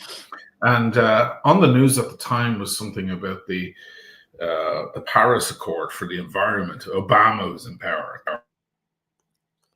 Where'd you go? Right in the middle of that dissertation. You left us breathless, man. No. Am I back? Am I back? Yeah, right in the middle of that. It was like getting gripping, bro. It was getting gripping. I think the camera overheated, but now I have to change settings because I think things got weird. It was good. Can you hear me? Can you hear me? Yeah. Yeah. Okay. So it was funny because, I take people, on face value, it's fine. You believe in this, you believe in that. Even when it comes to extremism like that. And they were asking me about what's going on. Oh, we saw on the news, we were in the hotel today, Obama and the climate change, blah, blah, blah.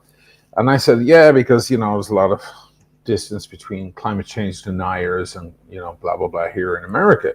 And I said, I assume you guys are climate change deniers. And they said, why would you say something like that? And I said, well, aren't you guys like Nazi level kind of extreme fascists? And one of the guys goes, it's the best quote ever. He goes, we may be Nazis, but we're not stupid. So in other words, at Nazi level, when they come to America, they see a whole new extreme right. They see people like armed to the teeth, get off my lawn, and they're like, wow, it gives them a boner. They go, wow, this is the reality we would love to have if only we had our way, if only Georgia Maloney would really push through. So Americans don't realize that they're not right-wing conservatives in America aren't fascists. They're extreme fascists. They're like beyond, we don't even have that level of fascism in Europe. I know, and I've been grappling with that with my audience because they're like, "Oh my God, does not compute." They can't. But the terminologies don't really work anymore because the world has changed. Like, people love to talk about Marxism as if it's like, and Joe, I love you. I love you. But Joe LaFaro says Kamala Harris's father is a political science professor with a very heavy left Marxist. But Marxism in that day and age was about unity and the production of the people, the socialization. It was a different time. So it's like, it's economical and political theorism that examines flaws. That might be true, but there's no way that she was. No, she's not. But of course they go after that. I mean, it's like, let's face it. There's a lot of. You can't operate as a politician in the United States if you're even remotely left. You cannot operate. Yeah. It will not work. It will not work. Yeah. The pursuit is money. There's no way people are going to share in the production of things. There's no way we're all going to be, like you can't own property and all that stuff. That could never work. That's extreme communism. Well, that's extreme communism, but it's like socialism light. But people love to talk about Europe as being, like 1 foot in the communism grave, and I'm like, you should try it because it's better. I was just showing people houses out in Malahide the other day. I was like, because I feel like Americans have this idea that people Irish American rich. Yeah, people have this idea like that socialist democracies and so on, socialist countries aren't wealthy, that they don't believe in money and profit. I'm like, oh no. Oh boy. Oh no. Oh, they got money, man. Everybody loves money. Let's face it, we all love money. Everybody loves money. We all love money. I don't care who you are. Everybody wants to be able to get that Yachtmaster. People want it because everybody likes nice things, but it's like, at what cost? Well, that's what it comes down to. I had this conversation with John, my friend that comes on my channel. We call him John, and he said that a very interesting social experiment is to tell a person that if they press this button, they can create any sort of society they would like. Oh, Any sort of communist, capitalist, whichever you like, whatever flavor and combination you would like. If you press this button, can you stop 1 second? Nathaniel just brought up a great point. There's a serious audio buzz going on with your feed. Oh shit! Yeah, that's. It's like a ground loop kind of scenario. Yeah, do you have an adapter on a headphone? Is it gone now? Yes. Yes. So I'm sorry. Thanks, Nathaniel. Because I just listen to noise when I hear it because I'm a metal singer. Right. No, sorry about that. This camera gives up after a while. I don't know. I'm just letting it cool down. Yeah. Anyway, no, he made this interesting. Yeah, that you could press this button and it will make any society you'd like, any civil system, and your dream come true, whatever you'd like. But there's one caveat.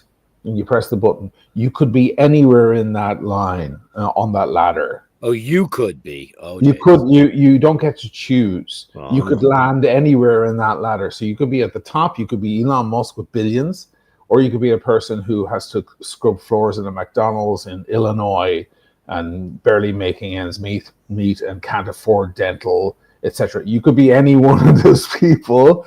So which kind of system are you going to choose? Because it's a gamble then. Well, I'm the whitest man there is in the world, so I'll take my chances. Yeah, you just throw the dice down. I'll just be like, "What do you mean? I'm the CEO of this company. Look at me." Of course, because that's what people think. I'd like it to be a nice capitalist society as long as I'm doing pretty well and I have 2 cars parked out front and so on. Yeah, but you might. It used to be so you might not. hard. Yeah. It's funny because Paul and I sit around and watch TV and talk about how I would love to just get in a time machine. If I could, I'd go back to the late 40s, early 50s, because gentlemen wore hats, ladies wore gloves, everything was clean, everybody was nice. But you know what? They hated black people, gay people, Jews, and it was a fucking shit show if you weren't me. Right. I could easily have been a closet queen and lived my life and married Gertrude and have the kids and went down to the saucy sausage fucking review down in East LA for whatever gay sex I wanted. I could do that. But oh man, like you think about it, like you got to weigh what's it worth. I love the Botany 500 suits and the way women wore their hair. Like I always go, why don't women dress like that anymore? Why don't we're watching some show from the 50s. I'm like, oh my God, that's so attractive because I'm a gay dude. And I'm like, oh my God, she looks so beautiful. Objectively, I'm saying because I have no skin in the game. I'm not looking to jump on that. You guys want to see hot bikinis and girls gone wild, blah, blah, blah. I'm looking at her hair is perfect, blah, blah, blah. But at the same time, no gays, no Jews, no blacks, no Spanish people. You guys were all out. Yeah. So still we reminisce, And still we reminisce. Yes, there were great times about that shit, but there were some very bad times. But I'm one of those guys that missed the boat on all that good shit. I kind of romance about the days when like a guy would walk with a business suit and walk into some bar and it was some secret gay bar and you were mopping up with other straight dudes that were married with kids. I kind of find more exciting. Now it's just like, I'm a pterodactyl. That's boring to me. It was way more funny. It was way more fun when we were sneaking around. Yeah. I'm very discreet, and it was fun because you learned how to be discreet, and that was part of the fun. It's almost like we were spies. Wow. It's almost like we were spies. You get the secret signal, the secret handshake, the secret eye wink. You get this thing and like off to the races, kids. And it was like no one ever knew about it because it was like mum's the word. It was all covert and it was way more exciting. Yes, you and your lover couldn't move to Fire Island and have a fabulous life for the next 40 years on the beach and all that shit. And isn't that fabulous?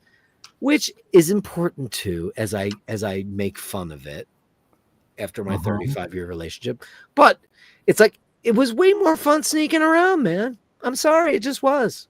It was fun. Now everybody can be whatever they want, and everybody turns out to be almost nothing because it's just so boring now. Everything's so boring.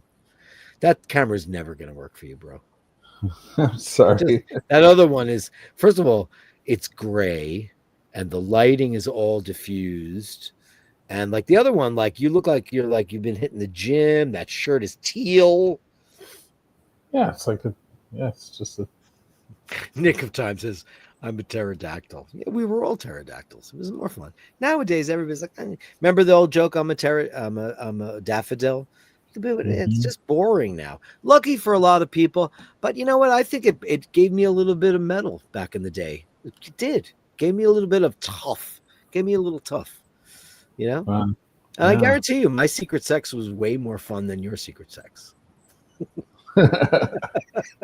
It was. Oh, actually, not that one. You do meet me on one. But I'm bummed. Simple.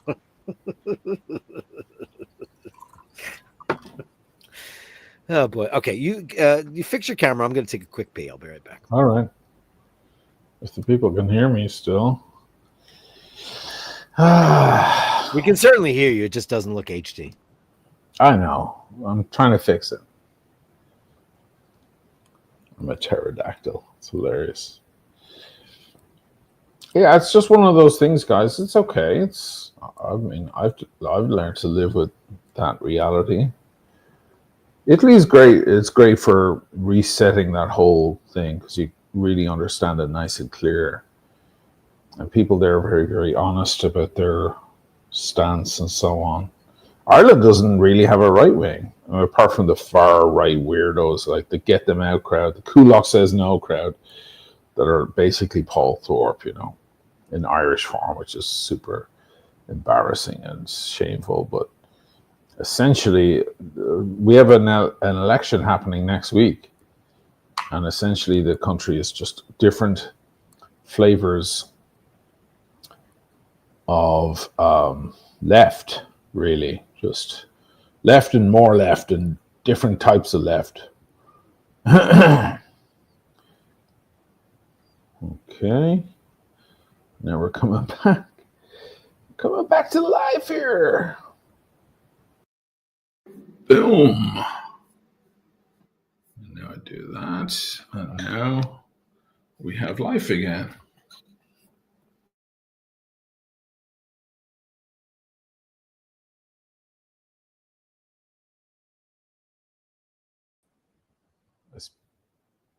Did I speak too soon on that? Audio. Mic.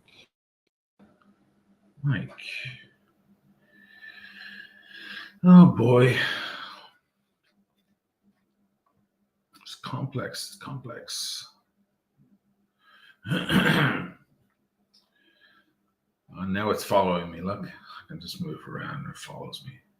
Don't need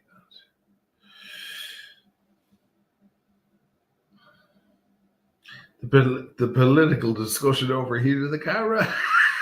JHP. Hey, myself and Dirk we've always been very different on that stuff, but not super different, just different enough to have a nice, interesting discussion about it.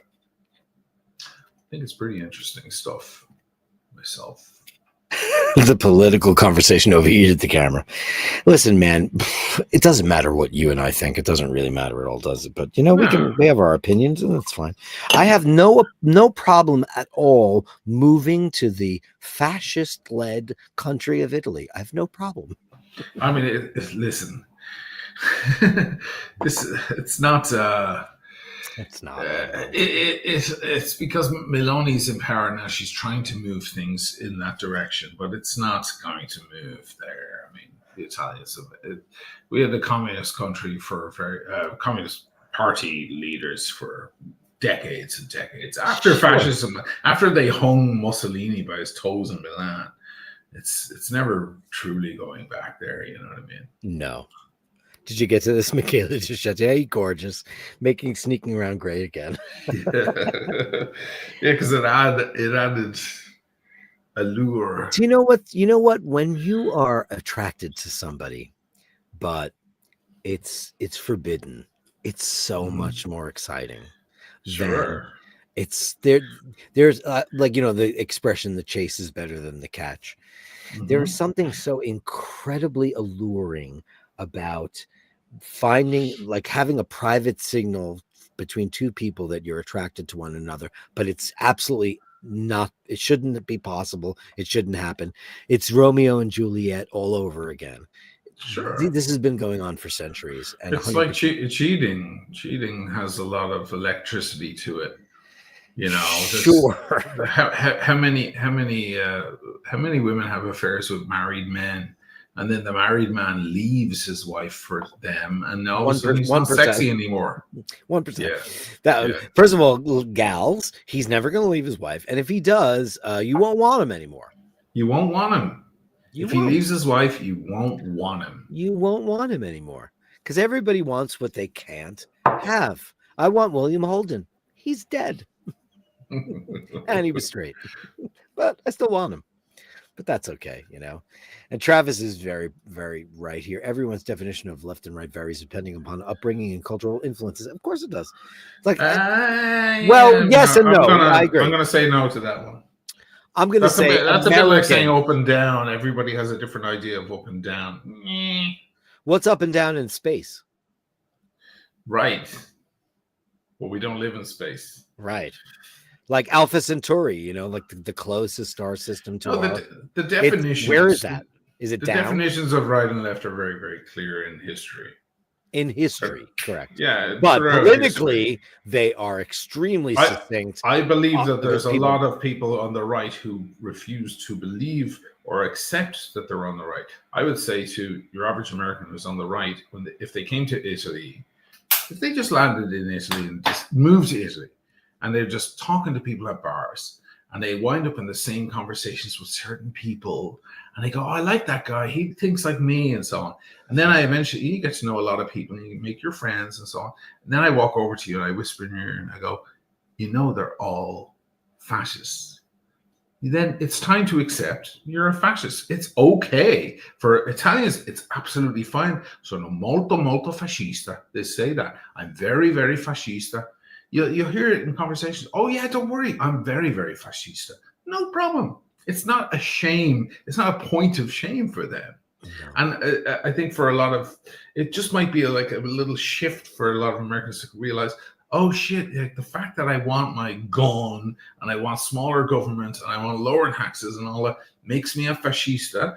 I love fascista. And now I'm a fascista. And where's my leather coat and my leather boots? And my Ruger. My Arno Brecker. And my Wagner albums. Wagner. Listen, all I want to do is sit in a piazza and drink wine and stare at cats and beautiful. You know that the fascisti in Italia, they love all that old shit too. I know. Old music from the 60s in Italy. Man. They love all that old stuff. Yeah. They love all that stuff. They're like listening to Mina while they're having like a great aperitivo and like having a, you know, cigarello, whatever they're doing. They love the Don Draper from Mad Men. They want to be that guy. It was way. That's the fascisti. Yeah.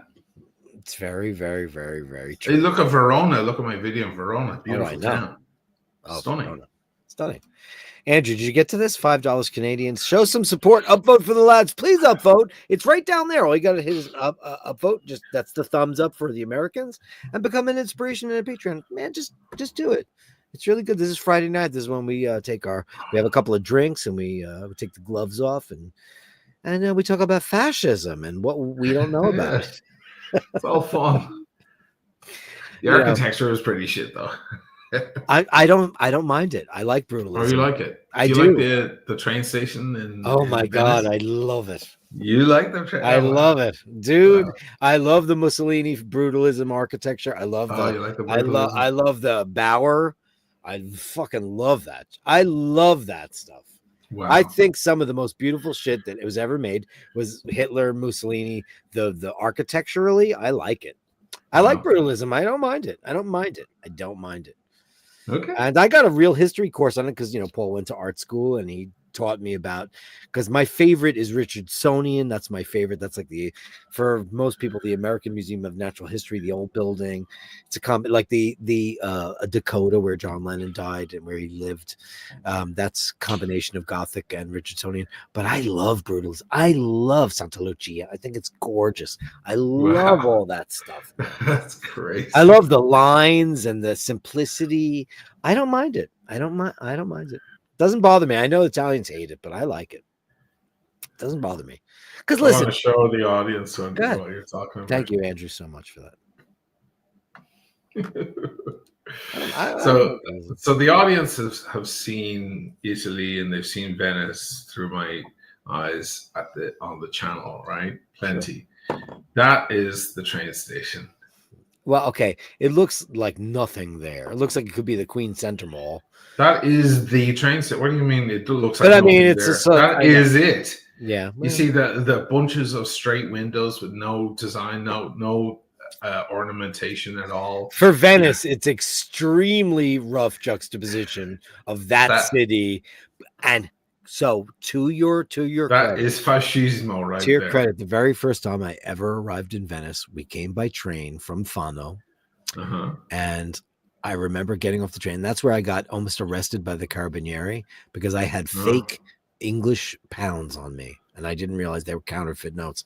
I went to the machine to try to change them. And it went beep, beep, beep, beep. Next thing I know, I was surrounded by like 10 of the most gorgeous caped policemen.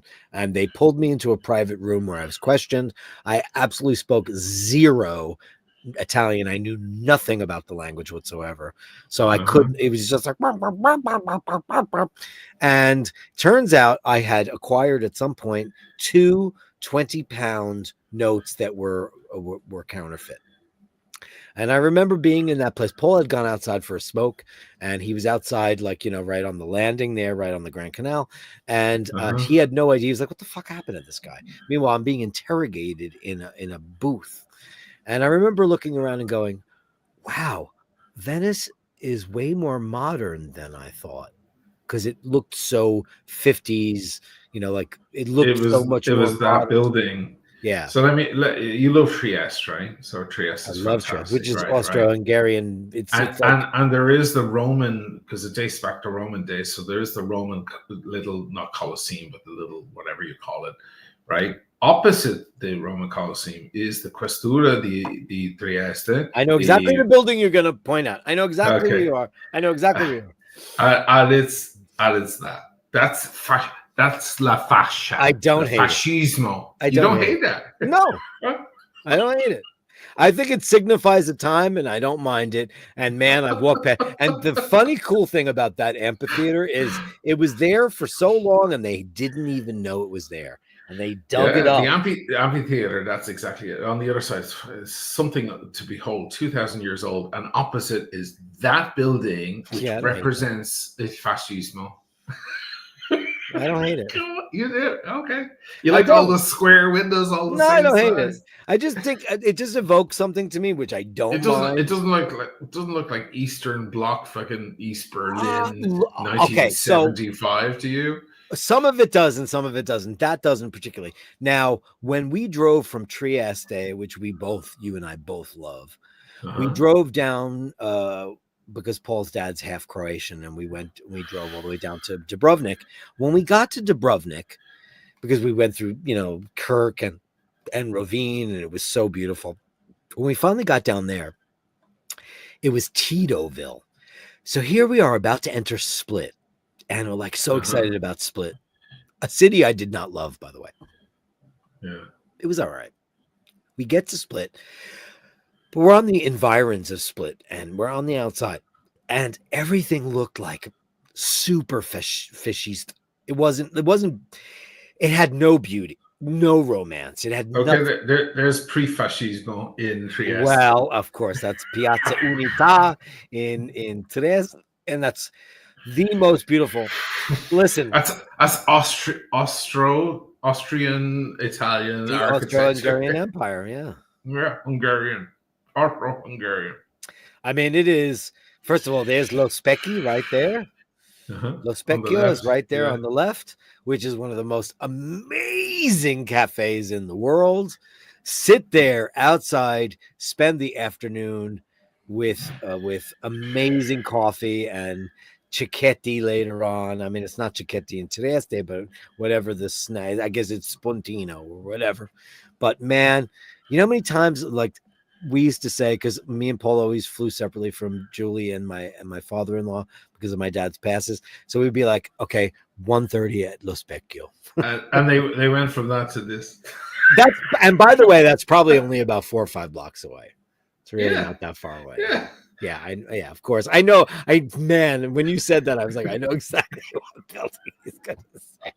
Yes, it's that, but what? If fascismo is just like nuts. I don't hate it. There's that building. I forgot. Trying to remember if it was in Vicenza. It's the post office. It's the pink post one. Is it pink? Yeah. Go pull it up. Can you pull it up? Yeah. That's La Fascia. I love that building. First of all, can I talk about the typography, the font of fascism? It's amazing. You're so good. This is great. I need to play this back for Lydia. Pink, right? Her head will explode.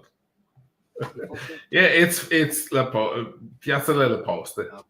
He's on the phone. No, that's it there. That's it. Oh my god, I love this building. I'm like, can you get to the? It's not gross. It's beautiful. Okay, can you get to the? Can you show the fonts though? It's so cool. Yeah, because it's the structural, it's the strong. Look how strong that looks. It looks so strong. Now, those apartments are probably spectacular there. Awful. Now, the font, it's probably great. They're big square rooms, and galleries. I remember, I have a million pictures of that building because, like, man, I kind of love this building. Okay, I'll give you an example of previous Vicenza. If they have the Vicentino accent, Vicenza. And there's pre-fascismo. Yeah, well, sure. Yeah.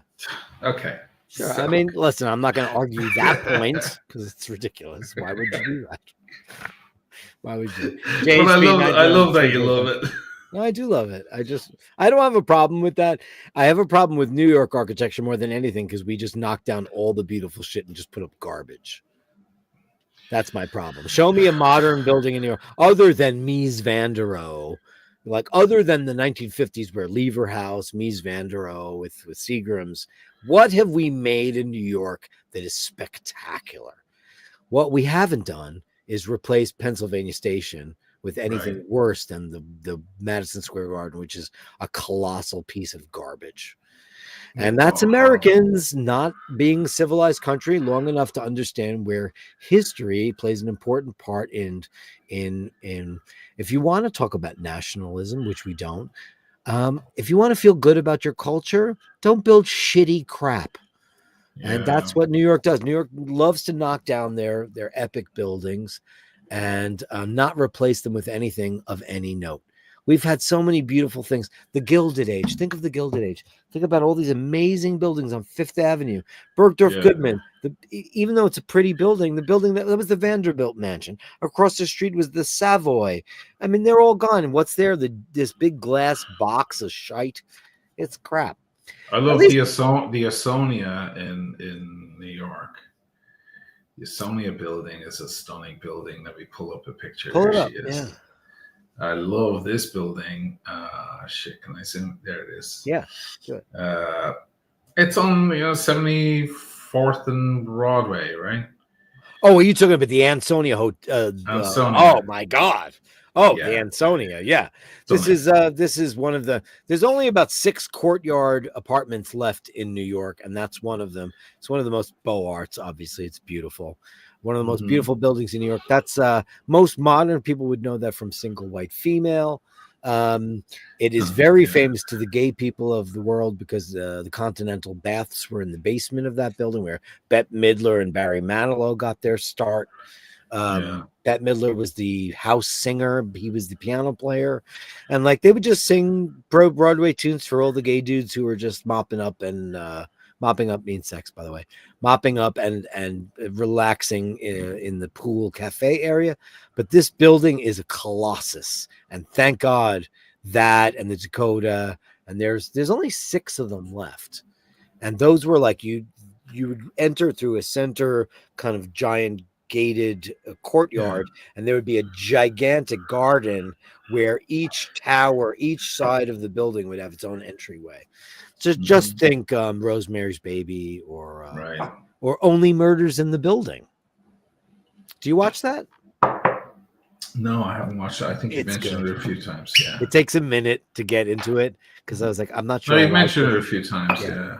I got obsessed with it because, first of all, she's cuter than hell. And those 2 guys are geniuses. They just are. I'll tell you what you might like in Rome. That's Fascismo. Is the Colosseo Quadrato. Colosseo Quadrato. Rome and I have a very strange relationship. This Italian I follow. She's funny. She's on Instagram. And she took a photo of beautiful Rome, and she showed the Colosseo Quadrato. And I was like, "Are you a fascista?" She's like, "No, absolutely not." I was like, "You do realize you showed a photo of the Colosseo Quadrato, probably the icon of the fascia in Italy." And she's like, "Oh," she just didn't know her Italian history in any way, which is not surprising for many Italians. That's the Colosseo Quadrato. Oh, of course, I know this very well. Yeah, I think it looks Romanesque. It looks like the Colosseo. There you go. I mean, it's the Brutalism. So what they did, because the Colosseum, of course, is a big round building. Sure. The idea of fascismo was to straighten things. Yeah. Sure. Yeah, things are straight. You're a woman or you're a man. There is no other. Everything has to have form and structure, and that's the idea of fascismo. So this is what they went with the Colosseo Quadrato. They're like, now we've straightened the edges and we've made all the windows the same size because everybody has to fit in. But it is kind of an impressive looking building, you know. It is. I have friends in Italy who love that building, and I have lots more friends who despise that building because of everything it represents. I like it. I've never been there, and that's in Rome. I've never been. That's the seat of government, right? It was, but it's obviously it hasn't been fascist, since Mussolini and all that. Let me give GHB.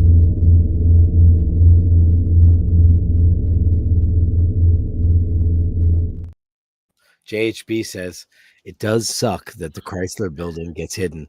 Listen, this is what New York does. Yeah. We have the Vanderbilt, and now we have another building, the current Commodore Hotel, which sits adjacent to Grand Central Station, which is about to become the biggest super tall building in New York, bigger than One World Trade, and it's going to completely obscure the Chrysler building, which is technically, in my humblest of opinions, the most beautiful skyscraper ever built.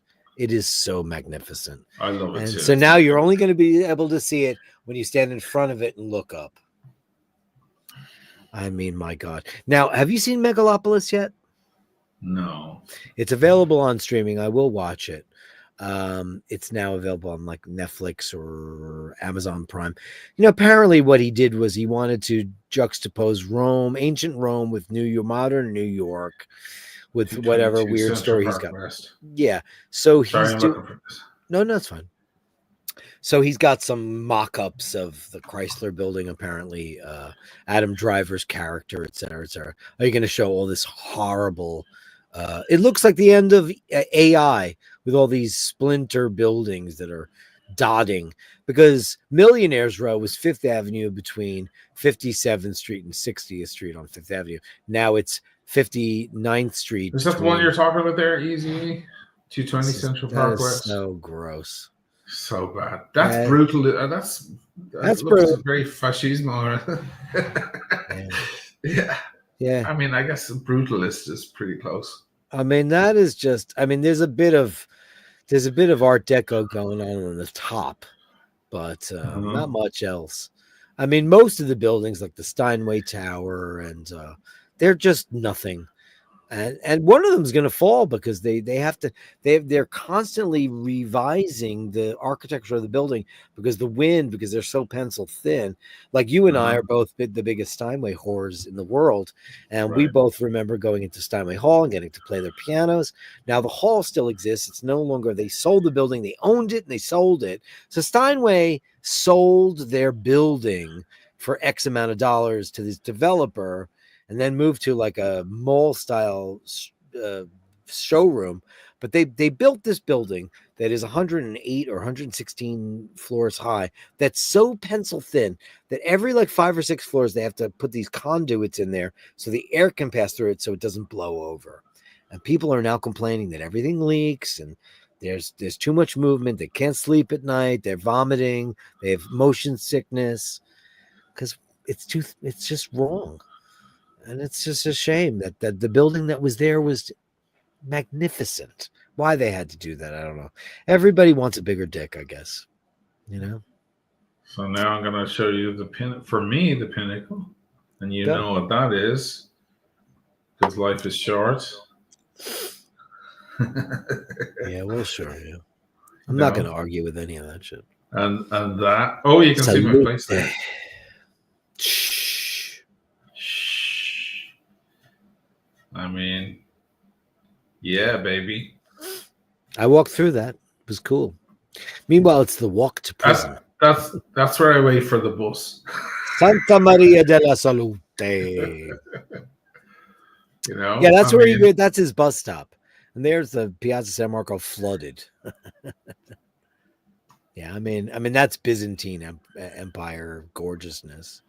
I mean, yeah, you're preaching to the choir for me here because sure nothing is me. No, but you know like what? Santa Even when we Lucia. were still talking to Roy, when Roy came to in 2017 when we took him to Venice and he walked in there, we went out to the Lido for dinner and then we decided to take him to San Marco.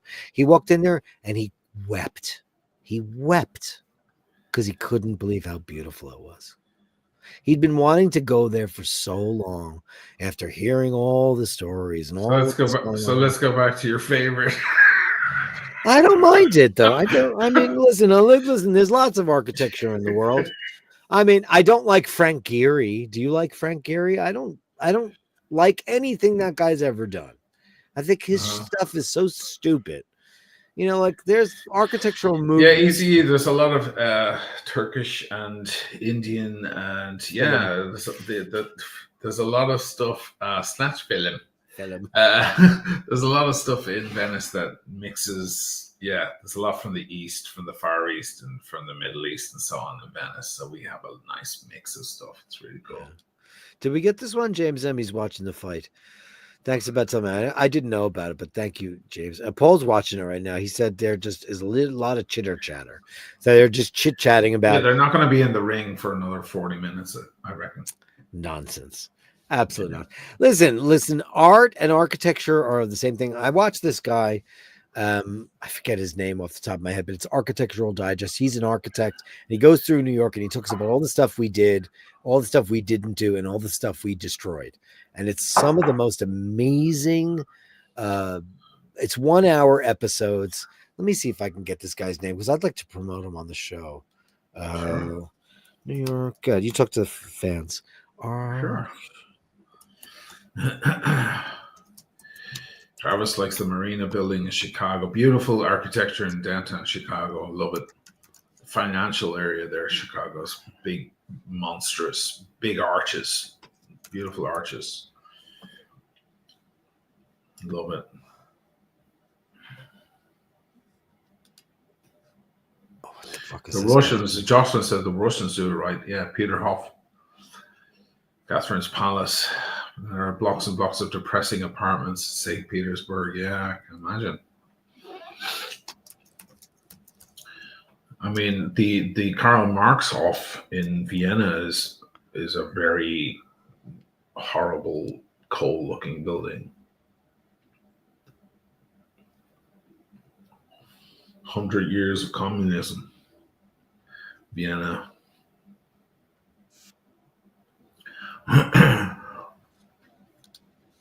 This is what I found.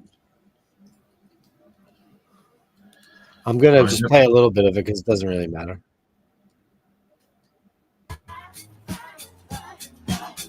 Except after the Capital One ad with John Travolta It's in your wallet.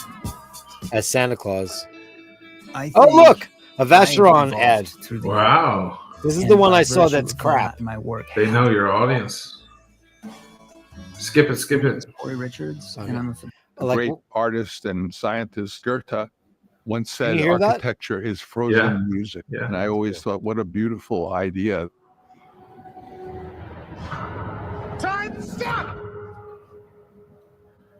Wow. All artists stop time and control It looks time, and they artsy. have from the very good. first little painting that someone did on a cave wall, because when you do a painting, you are taking an instant of reality and freezing it. My name is Francis Coppola. Today, I would like to talk about architecture in my movie Megalopolis.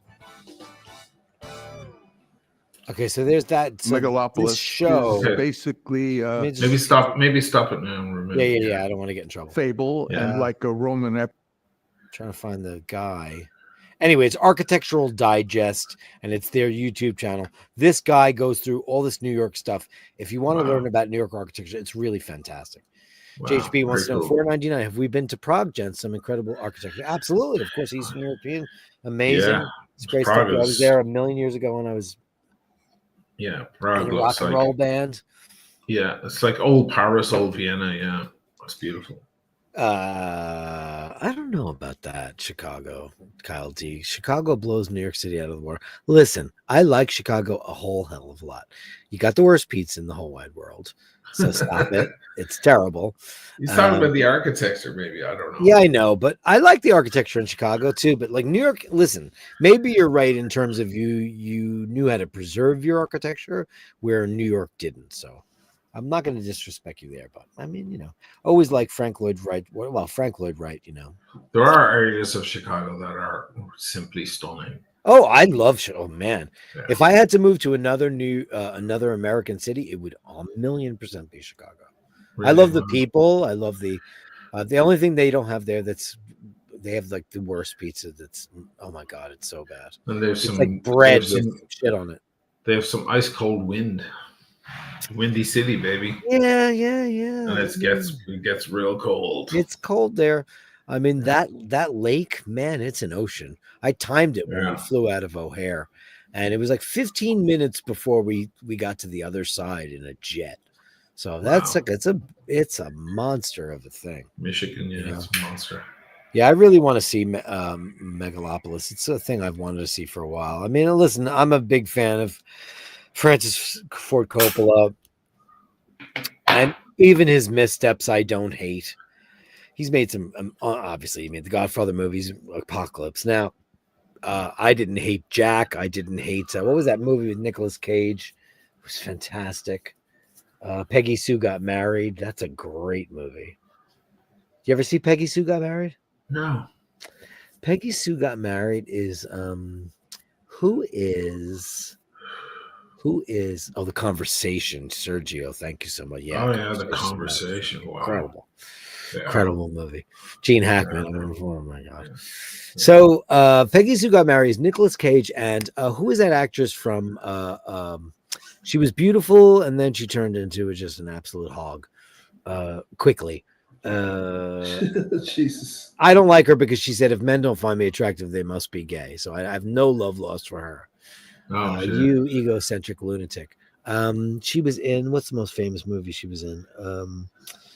War of the Roses. She's paired up with Michael Douglas a lot. Oh, War of the Roses. Kathleen Turner. JHB, Turner. you rock the world. Turner. Kathleen yeah. Turner, yes. She's with the $1 million legs, right? She was in one of those. Was she in the Indiana Jones film, The Temple of whatever? No, that he married her. No, Indiana Jones. That's Kate. Kate Capshaw. Capture. He married her. Yeah. He was like, "I'll take one of that."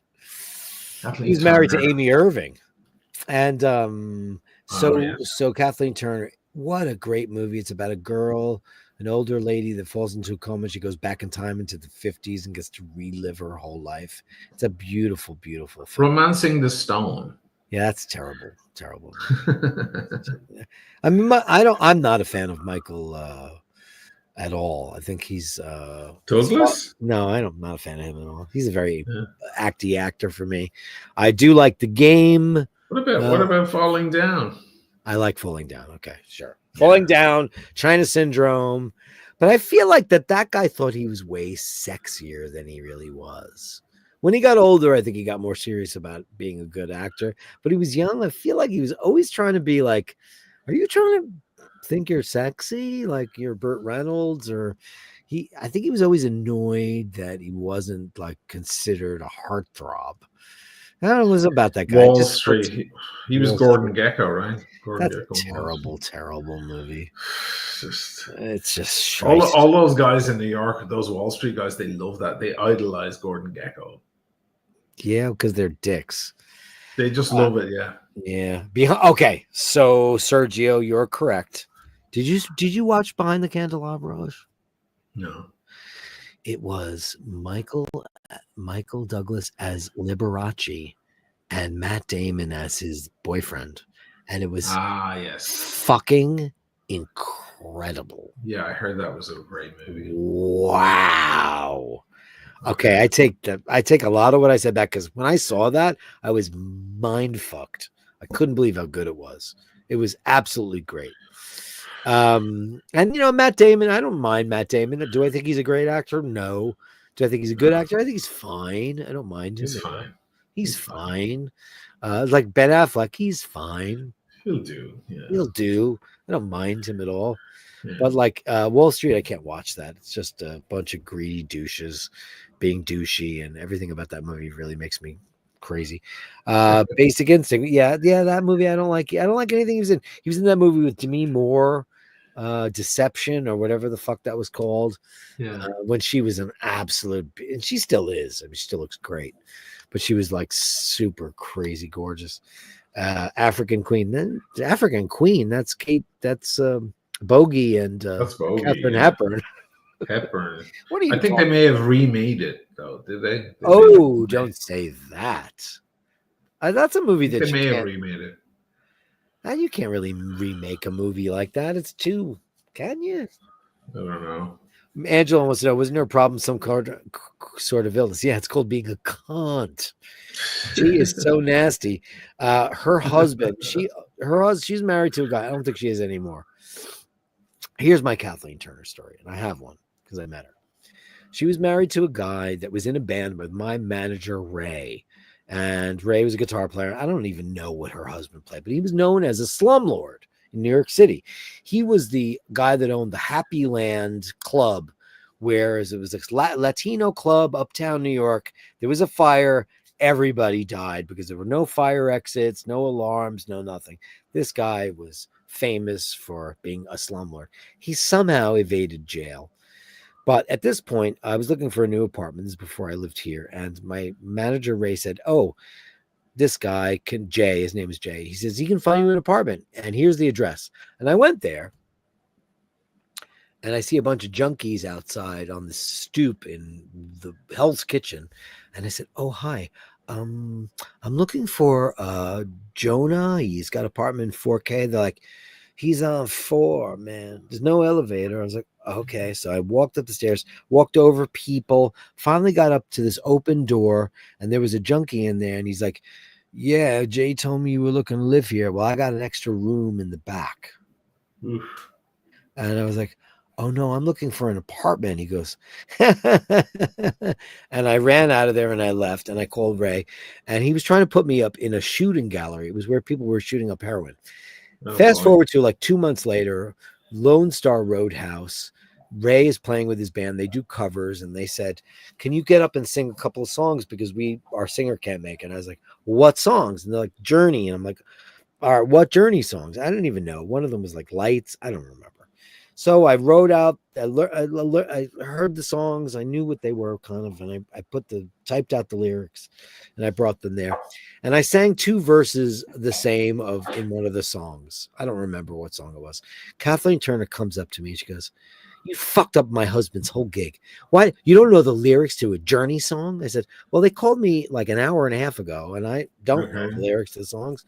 Whatever. And she's like, "You fucked up my husband's whole gig." I said, "Who's your husband?" She goes, "It's Jay, blah, blah, blah. Do you not know who I am?" And she goes, I said, "No, I have no idea who you are." And she goes, "I'm Kathleen fucking Turner." I said, "Oh shit, what happened to you?" Oh boy. Because she looked like a truck driver. Oh shit. That's my Kathleen Turner story. She was just such a witch. And like, I knew who she was. Yeah. She just looked like she's been hanging out at the Jimmy Dean 5 and Dime for the last 5 years, eating sausages and eggs and biscuits. She just looked terrible. And she was a beautiful woman back in the day, but she was a girl that was obsessed with her own beauty. And, you know, what are the 7 deadly sins? And she's one of them. It's nuts. Wow. Yeah. That's my story, kids. Fun, right? Anyway, we've been on here a long time. Thank you guys so very much. Ush, thanks. You look fucking ridiculous, man. You look really great. I don't know what Ireland's doing to you, man, but you look fit and fiddle, and you look super tanned. Really. Look at the pecs on you. Look at that. I always had pecs because of the old. Well, I know, but if they get lazy, they can turn into man titties, and they don't. They look great. You look fit. I mean, that's the problem. Once you build the muscle, if you don't keep the muscle up, then they're gonna turn into fat. Yeah, they look bad, but you look fit as a fella. It's a great color on you. You don't wear it that often. Amazing. No. Did you switch watches? You wearing the gold bluesy now? Yeah, wearing the gold bluesy, baby. I'm wearing my Waltham, which I really dig. Thanks, guys. Thanks, everybody. Let's thank all the super chatters for tonight. Thank you so much for your support. Nathaniel Hanna, Miami Manny, Carolyn Martin, Mike Callen, Andrew Wolkowicz, Joe LaFaro, Handsome Boy, what are you doing? Danny Gutierrez, Easy E, Danny Gutierrez again, Carolyn Martin with the big $50. Nathaniel Hannon, Travis Watts, Nathaniel Hannon again, JBB, Kieran Kelly, guitarist. Great to see you back on the show, my friend. Nathaniel Hannon, Kieran Kelly, look at this, twice in a row. Danny Gutierrez, James M, we'll talk this week. Angelo, you're the fucking best. You know that. JHB, you're killer. Nathaniel Hannon, Crazy Town. JHB again. Andrew Wolkowicz. JHB again. Daniel Gutierrez. JHB. Man, you were on fire tonight. Thank you guys so very much. Here's the Patreon Pantheon. You're all in there. We love you all. Thanks so much. Thanks, Ush. Thanks for a great Friday. Do you have any idea of what your dates? You want to tell that to me privately? Privately is good. Okay, great.